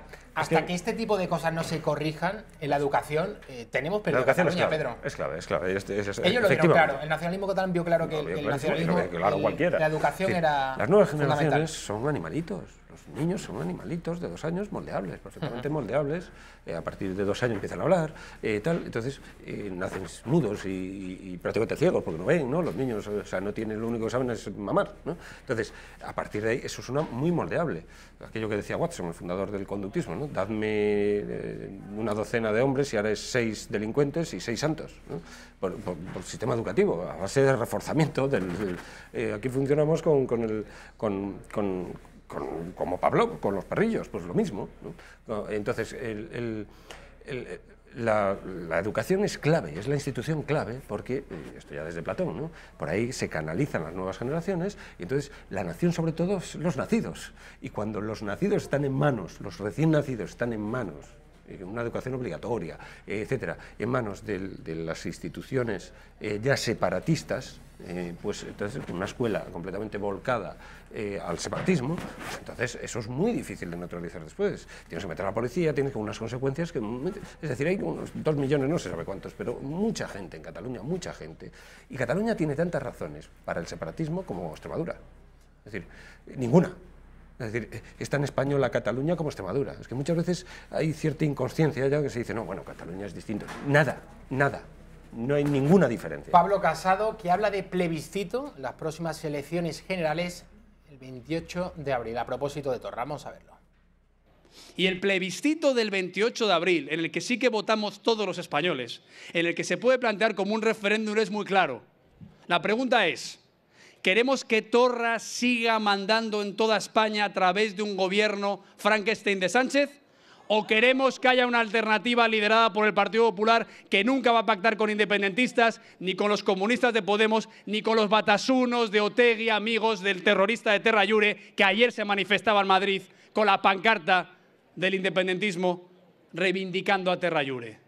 Creo que es muy sencillo. No querían referéndum. Referéndum el 28 de abril, elecciones generales. O Sánchez con Torra, Puigdemont, Batasuna y Podemos, o el Partido Popular rescatando a España de la independencia, de la ruina económica y de la indignidad de estar a los pies de los que quieren romper España. Bueno, Pedro Insua, muchísimas gracias por estar Muchas en la gracias a redacción vosotros. abierta. Nos vemos pronto. Muy bien. A pesar de los crímenes que ha cometido el comunismo a lo largo de toda la historia. Bueno, muchas gracias. Gracias a ti, Encantado. Pedro. Va a estar con nosotros en unos instantes Xavier Horcajo. Volvemos a recordar esa última hora que nos llegaba desde Holanda. Ese detenido de origen turco de 31 años llamado Godmen Tanis es el presunto autor de la matanza de 3 personas en un tranvía en la ciudad holandesa de Utrecht esta mañana, sobre las 10:30. 3 personas muertas y varios heridos. La policía holandesa sospechaba de este ciudadano turco porque había difundido ya previamente unas imágenes en las que aparecía precisamente este señor Godmen Tanis en ese tranvía. A propósito de este atentado, el otro día, el viernes, teníamos que lamentar un ataque terrorista masivo en Nueva Zelanda. Un ciudadano australiano acababa con la vida de decenas de musulmanes en una mezquita. Antonio Maestre es un periodista de la extrema izquierda español y hablaba de esta manera de las motivaciones, de las ideas que pudieron mover a este asesino australiano a matar a esos musulmanes en Nueva Zelanda. Vamos a verlo. ¿Por qué ha llegado Vox con un discurso que tiene que ver con ser mucho más virulento? Su primera decisión, es decir, lo primero que hará si llegan al poder es detener a Quim Torra, que eso es algo que no han hecho los otros. ¿Por qué? Porque cuando tú no vas a tener capacidad de decisión y ha habido alguien que te ha alimentado el terreno diciendo con la palabra un discurso agresivo contra todo lo que tiene que ver con Cataluña, pues siempre puede llegar otro que desde los márgenes, sin capacidad de poder, sin capacidad de gobierno y sin capacidad de decisión, siempre vaya más allá. Sin responsabilidad. Y sin responsabilidad. Esa palabra es el caldo de cultivo para ir y hacer tolerables las acciones y las agresiones, y es un paso previo, no empiezan. Cuando siempre se habla del nazismo, los nazis, el campo de concentración es el proceso final. Empezaron con un proceso que empezó en los años 20, es un proceso, y durante ese proceso, si vemos lo que ocurrió anteriormente, es un proceso muy similar al que estamos ahora. No sabemos dónde llegará, pero el proceso de conformación es igual, es similar. Bueno, hablaban del atentado en Nueva Zelanda y metía a Vox y a todas las ideas que defiende el periodista Antonio Maestre. Fenomenal. Xavier Horcajo, muy bienvenido. Fenomenal. Sí, vamos a ir, sí. Antes de que pasemos al asunto económico, Xavier Horcajo nos va a traer las novedades en este ejercicio 2019 en relación a la declaración de la renta. Me gustaría que viésemos a la alcaldesa de Barcelona, la señora Ada Colau, hablando sobre proposiciones machistas, eso sí, en el ámbito progre. Vamos a verlo. Me pilló absolutamente por sorpresa y os confieso que no supe reaccionar. Hace pocas semanas estuve en un encuentro con mucha gente maravillosa. Ahora no se trata de criminalizar a ningún colectivo, por favor, ¿no? Pero es que en este caso estábamos hablando de personas del mundo judicial, de carrera alta, con mucha formación, y de ámbito progresista, ¿no? Y en un momento con el alcohol, pues me vinieron dos hombres, ¿no? Y haciéndose los simpáticos me preguntaron que si tenía novio, que yo estaba muy buena y que podíamos hacer alguna cosa. Bueno, y eso fue aumentando en el lenguaje, ¿no? Imagínate si me pasa a mí eso como alcaldesa de la ciudad de Barcelona. O sea, si a mí me pasa eso, ¿qué no está pasando cada día, ¿no? La impunidad, en el silencio, en la invisibilidad de los domicilios, de los trabajos donde hay relaciones de desiguales.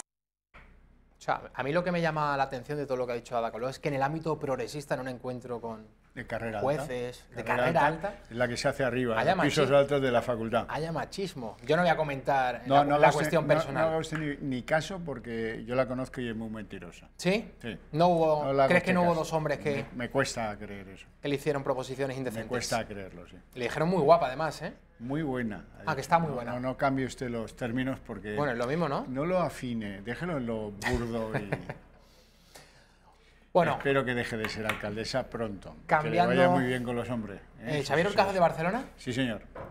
¿Su alcaldesa, por entonces? Eso, no, en absoluto, no, mi alcaldesa. No. Y hace mucho tiempo que no voto allí ya. A mí me pasa igual con Sevilla, yo voto ya en Madrid. Claro, y desde luego no votaría Valls tampoco. Le pequeño Napoleón, Le Petit Napoleón. Le Petit Napoleón. Vamos a hablar ya de verdad del asunto que nos trae Xavier Horcajo, las novedades para hacer la declaración de la renta ya en el ejercicio 2019, o sea, el correspondiente al 2018. De entreabrir la puerta, todavía está un rayo de luz pasa por esa puerta entreabierta, han puesto una nueva aplicación al servicio de todos ustedes para que consulten qué es lo que Hacienda sabe de ustedes y cómo plantear la declaración de la renta. Novedades hay bastantes. La que afecta a todos los contribuyentes es que han eliminado la posibilidad, no sé si vamos para adelante o para atrás, la posibilidad de solicitar la predeclaración. ¿Qué era esto de la predeclaración? Usted se inscribía y le mandaban la declaración en papel, como si fuera hecha por ustedes, pero hecha por Hacienda. Ustedes chequeaban lo que venía ahí, si estaban de acuerdo, iban y la presentaban a devolver o a cobrar o a pagar o lo que fuera. Esto ahora ya no va a ser así. Si acaso lo que podrán hacer será imprimirse la vista previa de su borrador, pero luego tendrán que hacerla en un formato de impuesto de la renta específico porque no se la van a mandar impresa para chequearla y presentarla. Bueno, eso es una incomodidad para mucha gente que utilizaba este servicio y que les hacía las veces de un gestor o de alguien pues que hace la declaración de la renta a muchos que no la saben hacer o que no tienen tiempo para hacerla o lo que demonios sea. Novedades en este mundo proceloso de cambios de viernes de consejos de ministros sociales y tal, pues la verdad es que hay pocas cosas que se hayan trasladado a lo que es la manera de hacer el impuesto de la renta, ya saben, el impuesto de rendimiento de las personas físicas. Bien, una de las más interesantes, aunque solo le afecta a la gente pues que ha tenido niños en el año 2018. En mi caso, a mí esto me interesa muchísimo. A usted le va a interesar. Xavier. Entonces, lo va a notar en varias cosas. Por ejemplo, la deducción de maternidad se va a incrementar en 1.000 euros cada año, adicionales a los que ya estaba ahora mismo esa deducción, que eran 1.200. O sea, puede llegar a 2.200 euros si es que parte del gasto se realizan en guarderías. Si no, no. Si no, se quedan en 1.200 euros, que era lo que había antiguamente. Pues en 1.200 nos vamos a quedar. Pero en el caso en el que, a lo mejor el año que viene, usted utilice los servicios de una guardería, guarden los recibos porque los podrán desgravar hasta en 1.000 euros al año lo que les cueste la guardería, que no va a alcanzar más que para un trimestre. Bueno, ¿qué más? Hombre, pues hay otro incremento, el que corresponde a las prestaciones y por maternidad que se hayan cobrado en 2018, es decir, las del año 17, que se las adjudicaron en la renta del 18, esos están exentas de pago del IRPF por una sentencia que hubo que así lo declaró, es decir, que obliga a Hacienda a declarar exentas las ayudas recibidas por paternidad o maternidad. Más novedades. Para las familias numerosas hay un pequeño incremento de 50 euros que por cada mes, en este caso mes, no año, y por cada hijo, a partir del cuarto, se pueden aplicar en la renta. Si son 6 los hijos, entran en lo que llaman la categoría especial y tiene un poquito más de deducción por hijo. Los 50 euros se amplían un poquito más. Ahora ya me salgo del asunto de tener hijos. Otras novedades que nos afectan al colectivo de los que no hemos tenido hijos en el último año. Muy bien. Las rentas que procedan de 2 diferentes pagadores en el mismo tributante van a tener un techo más alto para estar obligados a declarar. Ese techo nuevo, de los que cobran de 2 empresas, de una un poco más que de la otra, da igual, eso es igual. Se eleva el techo que obliga a satisfacer el impuesto de la renta hasta 12.643 euros. Es decir, si la suma de los dos que ingresan no alcanza 12.643 euros, quedan exentos de presentar la declaración. También los que tengan un trabajo, pero en ese trabajo no obtengan rentas superiores a 16.825 euros, se van a beneficiar de una reducción de su cuota general, con lo cual prácticamente va a salir que no tienen que pagar. Hay cambios en algunos colectivos de contribuyentes mucho más pequeños, como por ejemplo los que tienen deducciones por un cónyuge a cargo con discapacidad. Se aumenta la cantidad de, digamos, poderse deducir, de deducciones. Y también hay cambios para los que tienen al marido o a la mujer trabajando en otro estado de la Unión Europea. Esta gente está muy baqueteada porque, por ejemplo, en Inglaterra y en España. Uno en Inglaterra y la otra en España o al revés. Muy bien, pues en Inglaterra le van a estirar de la camisa para que pague allí lo correspondiente a, y en España lo mismo.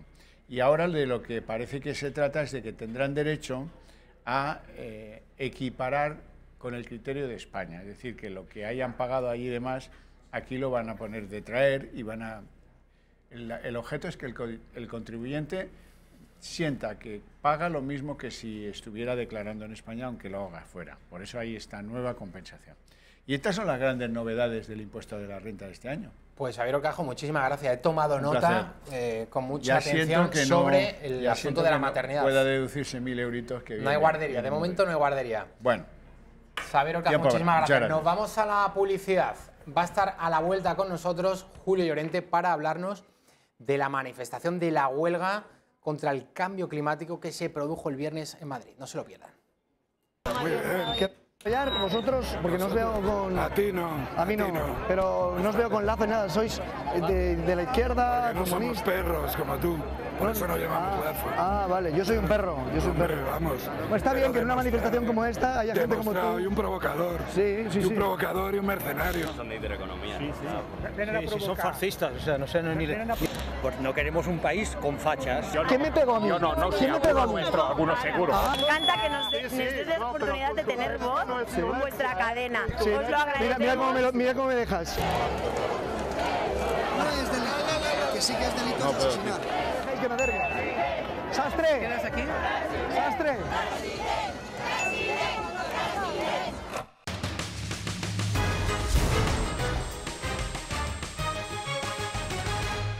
Seguimos en la redacción abierta, 8 menos 20 de la tarde. Recibimos a don Julio Llorente, muy bienvenido. Bien hallado, Javi.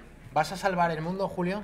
Te lo pregunto porque el viernes se convocó, no solo en Madrid, en casi 50 ciudades españolas y también en ciudades de todo el mundo, una huelga climática contra el cambio climático. Estas son imágenes del centro de Madrid, de la Puerta del Sol, el viernes pasado, como decimos, ahí está Cibeles también. Una marcha sin duda multitudinaria, miles de jóvenes. Esto era una convocatoria estudiantil. Bueno, es un movimiento que viene de Europa, si no me equivoco, de Noruega, de Suecia, de algún país nórdico. Sí. El de los Viernes por el Futuro, ahí lo estamos viendo. Y bueno, el cuidado del medio ambiente es un asunto que tú has tocado en muchas ocasiones, has escrito numerosos artículos en el debate.es y tú dices que ellos parten de un diagnóstico acertado, pero proponen soluciones erráticas. Sí, no sé si tanto el diagnóstico como la intuición. La intuición es adecuada, que es que no podemos tratar la realidad que nos rodea como si como si fuésemos la última generación que va a habitar la Tierra. Correcto. Esa es una intuición adecuada. Lo que pasa es que luego las conclusiones que extraen de esa intuición son erráticas como las de todas las ideologías modernas. Y eso les impide plantear las soluciones adecuadas para esos problemas. Bien, ¿a qué me refiero con esto? La intuición, como digo, es buena, pero todo lo que plantean tras ella es malo o equivocado. ¿Por qué? Porque, por ejemplo, creen que esto del medio ambiente se resuelve convocando congresos internacionales, cuyo efecto hemos podido ver hasta ahora es inexistente. El tratado aquel de París o el convenio de Kioto han sido perfectamente inútiles para resolver el asunto del cambio climático. Bueno, del cambio climático o para proteger el medio ambiente. Y luego habría que hablar también del cambio climático. Yo no dispongo del conocimiento necesario para determinar o decir con seguridad si hay cambio climático o no. Pero lo cierto es que a lo largo de la historia ha habido muchísimos cambios climáticos y no han sido provocados por el hombre. Por tanto, creo que es primero un error en las conclusiones, hay un error en las conclusiones y también en la determinación de las causas, y por otro lado hay también un error en centrar el foco en el tema del cambio climático. No es lo fundamental es que tratemos de la manera debida toda la realidad que nos rodea, es decir, que la tratemos como un don, como un regalo que se nos ha hecho, y no como un objeto que podemos utilizar o del que podemos servirnos de modo ilimitado y sin ninguna restricción. Julio, como decía anteriormente, esto era una huelga, una marcha, una manifestación convocada por jóvenes, por estudiantes. Vamos a ver una recopilación de opiniones que emitían esos jóvenes cuando nuestra compañera Patricia Tenorio sacaba los micrófonos de Intereconomía Televisión a la calle. Vamos a verlo. ¿Sabéis qué reclama el manifiesto de esta huelga? Sí, bueno, de hecho es que además también lo están leyendo ahora y estaba en internet. Yo me leí una parte, la que encontré. ¿Qué reclama? Por todo el tema del cambio climático. La ONU dice que solo tenemos 11 años para frenar los efectos devastadores que tiene y que dejen de ser reversibles. Entonces estamos en un momento crítico en el que la juventud se ve 100% involucrada en esto, ya que es nuestra lucha. Nosotros seremos la parte de la sociedad que más nos veremos afectada. ¿Cuál es el manifiesto de esta manifestación? Pues a ver, ahí no estoy muy segura. ¿Alguna sabe cuál es el manifiesto que hoy se reivindica en esta manifestación? A ver, es que yo tampoco estoy muy segura, la verdad. ¿Tú lo sabes? No. Se empezó el Friday, no me acuerdo del nombre. ¿Qué haces tú por cambiar el planeta? Bueno, pues yo soy vegana, solo como, si soy vegana solo compro cosas ecológicas. Yo por supuesto reciclo y bueno, intento utilizar las nuevas formas de movilidad. Yo intento pensar todo lo que voy haciendo en el día a día. Pues mira, este papelito me lo quedo en el bolsillo y cuando pueda lo tiro en su contenedor. Por ejemplo, tengo un huerto. Entonces me planto y cultivo mi propia comida. Reciclo en mi casa, intento que todo el mundo recicle y que cojan el transporte público también. Bueno, esas eran algunas de las opiniones que emitían a Intereconomía Televisión esos jóvenes que acudían el viernes pasado a esa huelga sobre el cambio climático. Lo de ser vegano, Julio, ¿tú eso cómo lo ves? Bueno, a mí todas estas iniciativas privadas me parecen estupendas. Lo que pienso es que son... A ver, tú tomas un cuerpo maloliente y lo rocías con perfume. Son al final... Es este tipo de cosas. No puedes aspirar a revertir la tendencia con este tipo de cosas. Y al final, revertir el proceso implica cambiar el sistema económico, fomentar las economías de cercanía, la pequeña propiedad, todo ese tipo de cosas. Es evidente que no lo podemos hacer ni tú y yo solos, ni ellos, pero sí estaría bien poner el debate sobre la mesa. Al final, alimentarse solo con comida vegetariana o sea, con productos que brotan de la tierra o reciclar, pues no dejan de ser parches y medidas perfectamente inútiles para alcanzar el objetivo que nos une a todos, que creo que es tratar de respetar en la medida de lo posible la realidad que nos rodea. Julio, ¿en qué lugar queda el hombre para todas estas ideologías yo no sé si realmente usar el término ideología para hablar del ecologismo. Sí, sí, son ideologías. Pero ¿en qué lugar queda el hombre? Porque ya hemos visto que el animalismo, lógicamente, también respalda todo este tipo de cuestiones, son primos hermanos, y para ellos, me refiero a los animalistas, no tanto a los ecologistas, un hombre y una cucaracha tienen la misma dignidad y el mismo valor. De hecho, muchos de ellos señalan que el causante del cambio climático es el hombre, no el modelo económico, el hombre. Y en periódicos como El País, creo que ya lo comentamos aquí, nos invitaban, para combatir el cambio climático, a no tener hijos, alineándose con el peor maltusianismo. Entonces, evidentemente, cuando decía antes que uno de los problemas del ecologismo es que no distingue bien las causas del problema, me refería a esto. No puedes decir que el hombre es la causa del problema. La causa del problema será el mal uso que hace el hombre de la realidad o de la tierra, pero no el hombre en sí. Es decir, el problema, al final, es el modelo económico. Y todo lo demás es pretender resolver el problema a través de, como he dicho antes, de reciclar, a través de reciclados y demás, es pura perfumería. Julio, te iba a preguntar ya una cuestión no relacionada con este asunto del cambio climático, de la huelga, sino con alguien que tú conoces muy bien porque fue tu profesor en el colegio. Tuviste esa suerte y además no lo tuviste un año de profesor, sino varios años. Pues creo que 6 años. Hablamos de Fernando Paz Cristóbal, que es el número 1 de Vox por la provincia de Albacete al Congreso de los Diputados. ¿Qué puedes destacar, más allá de cómo has recibido tú la noticia de que Fernando va a ser el número 1 por Albacete? ¿Qué puedes destacar de él como profesor? Pues mira, yo creo que Fernando Paz ha sido el mejor profesor que he tenido nunca. No solo por sus conocimientos, sino también por la forma de transmitirlos. Es una persona de gran carisma que atrae, como tú puedes saber, a todo el que le escucha. Y además estoy convencido, porque me lo ha demostrado en infinidad de ocasiones, de que es una gran persona. Y lo comentaba antes en Twitter, es una de las pocas alegrías que me ha dado la política española en los últimos tiempos, la inclusión de Fernando Paz en las listas al Congreso de Vox. Así que mi enhorabuena a Fernando y mi regocijo, creo que lo compartes tú también. Sí, sin duda para mí también es una gran noticia ver a Fernando Paz, que no es un político profesional, y no es que yo tenga nada en contra de los políticos profesionales, pero es que en el caso de Fernando hablamos de una persona yo creo que de una cultura increíble, de una vasta cultura, de una formación académica sencillamente brillante, y recuerdo también al Colegio Mayor al que yo asistí en Madrid, una conferencia que pronunciaban Santiago Abascal y Fernando Paz. Fernando Paz no estaba en Vox, hablo del año 2015, hablo de memoria, sobre educación, sobre el problema educativo de España. Recuerdo aquella conferencia que Fernando Paz le impartió de pie y estuvo durante 1 hora sin parar de hablar, y yo veía a esos chavales de 18, 19, 20, 21 años, universitarios,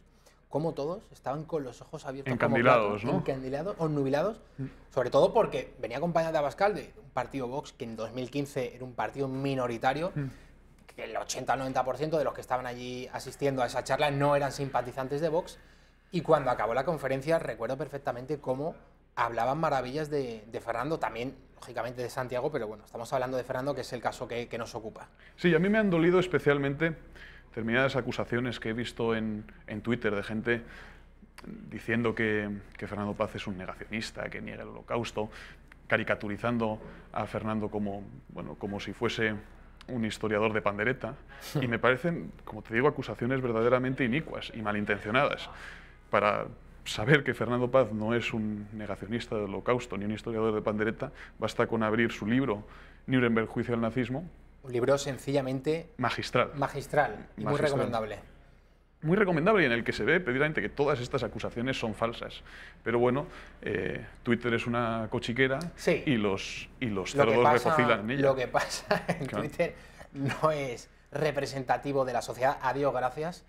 Y en el caso de Fernando Paz, bueno, el caso de este título, de Nuremberg, que por cierto en la introducción de ese libro hace una narración maravillosa con un ritmo trepidante de todos los acusados, cómo van llegando uno a uno. Y prodigiosamente escrito. Ante el tribunal. Sí, muy bien escrito. Es un libro que sin duda recomendado, por cierto, de la editorial La Esfera de los Libros, si no recuerdo mal, Nuremberg. Julio Llorente, muchísimas gracias por estar con nosotros. Gracias a ti, Javi. Te esperamos próximamente en la redacción abierta. Nos vamos a la publicidad. A la vuelta va a estar con nosotros Míriam Olivas para hablar de la última hora de Utrecht, ciudad holandesa en la que esta mañana, en torno a las 10:30, se producía un atentado terrorista. El autor del mismo, el presunto autor de ese ataque, es un turco de 31 años que ahora mismo está detenido por la policía holandesa. A la vuelta de la publicidad, no se lo pierdan.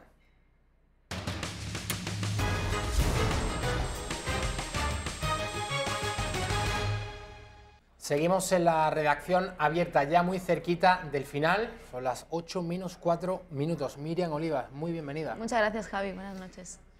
Lo contamos al inicio de este informativo. Un atentado, aún dicen las autoridades que no está confirmado que sea atentado terrorista, pero bueno, un ataque que ha propiciado 3 muertes en un tranvía de la ciudad holandesa de Utrecht. La policía holandesa ha detenido a un ciudadano de origen turco de 31 años. ¿Cuál es la última hora, Míriam? Pues Javi, la última hora, como bien decías, es que finalmente sí han detenido al sospechoso, al hasta ahora único sospechoso de ese ataque en Holanda, concretamente en la ciudad de Utrecht. Los hechos han sucedido a las 11 menos cuarto de la mañana, en el centro de esa ciudad, en la plaza 24 de octubre. Un hombre armado abrió fuego contra un tranvía y terminaron muriendo, fueron asesinadas 3 personas y 5 son heridas, están en los hospitales esperando a que se recuperen, a que se puedan recuperar. Después de esto se dio a la fuga en un Renault Clio rojo que se vio horas antes a 4 kilómetros de la zona donde se había perpetrado ese ataque. El presunto atacante, como bien has comentado, se llama Gökmen Tanis, tiene 37 años, es de nacionalidad turca y tiene un largo historial de antecedentes penales, antecedentes por delitos comunes, por acoso sexual, por tenencia de armas, también en 2013 por intento de homicidio, y hace apenas 2 semanas fue a las Cortes a declarar sobre un presunto caso de violación. A falta de confirmar el verdadero hecho, los verdaderos motivos de este ataque, hay 2 teorías según las cadenas turcas. La que suena con más fuerza, sorprendentemente, y según la agencia turca Anadolu, es que podría haber sido por motivos familiares. Hay testigos que aseguran que tenía fijación por una de las víctimas, la primera a la que mató, una mujer, y que después terminaría habiendo matado a otras 2 que intentaron asistirla. Pero no se descarta que haya sido por un ataque terrorista. Según el medio holandés Ed Parol, el atacante gritó "Alá es grande" antes de comenzar a disparar y no disparó contra un pasajero que le había dicho que era marroquí. Estas 2 teorías se barajan, pero las autoridades no descartan absolutamente nada. Como decimos, no se conoce aún el motivo. Lo que sí sabemos es que el gobierno holandés, tras la detención de este sospechoso, ha bajado el nivel de amenaza. Bueno, muchísimas gracias, Míriam, por esa información. Habló, antes de atacar con la pistola y de matar a 3 personas, Alá es grande, fue lo que dijo. Según un medio de comunicación y testigos, dijo eso, pero no está confirmado todavía. No está confirmado. En el caso de que eso se confirmase, pues ya lógicamente cabría hablar sin ninguna duda de un ataque terrorista de signo yihadista, de signo islamista. Hace un año, en el barrio de Lavapiés de Madrid, moría un inmigrante, un mantero. Recuerdan todos ustedes la historia, ¿no? La extrema izquierda pues trataba de sacar rédito político con esta muerte, que no fue otra que por un infarto. Este señor, Mamen Vallé, pues sufrió un infarto y ahora ha recibido una placa en el barrio de Lavapiés, víctima del racismo institucional. Esto no es así, es falso, porque murió de un infarto cuando, se encontraba en plena calle y era atendido por la policía municipal. Nos tenemos que marchar. Míriam Olivas, muchísimas gracias. Muchas gracias, Javi. Volvemos mañana a las 6. Hasta mañana.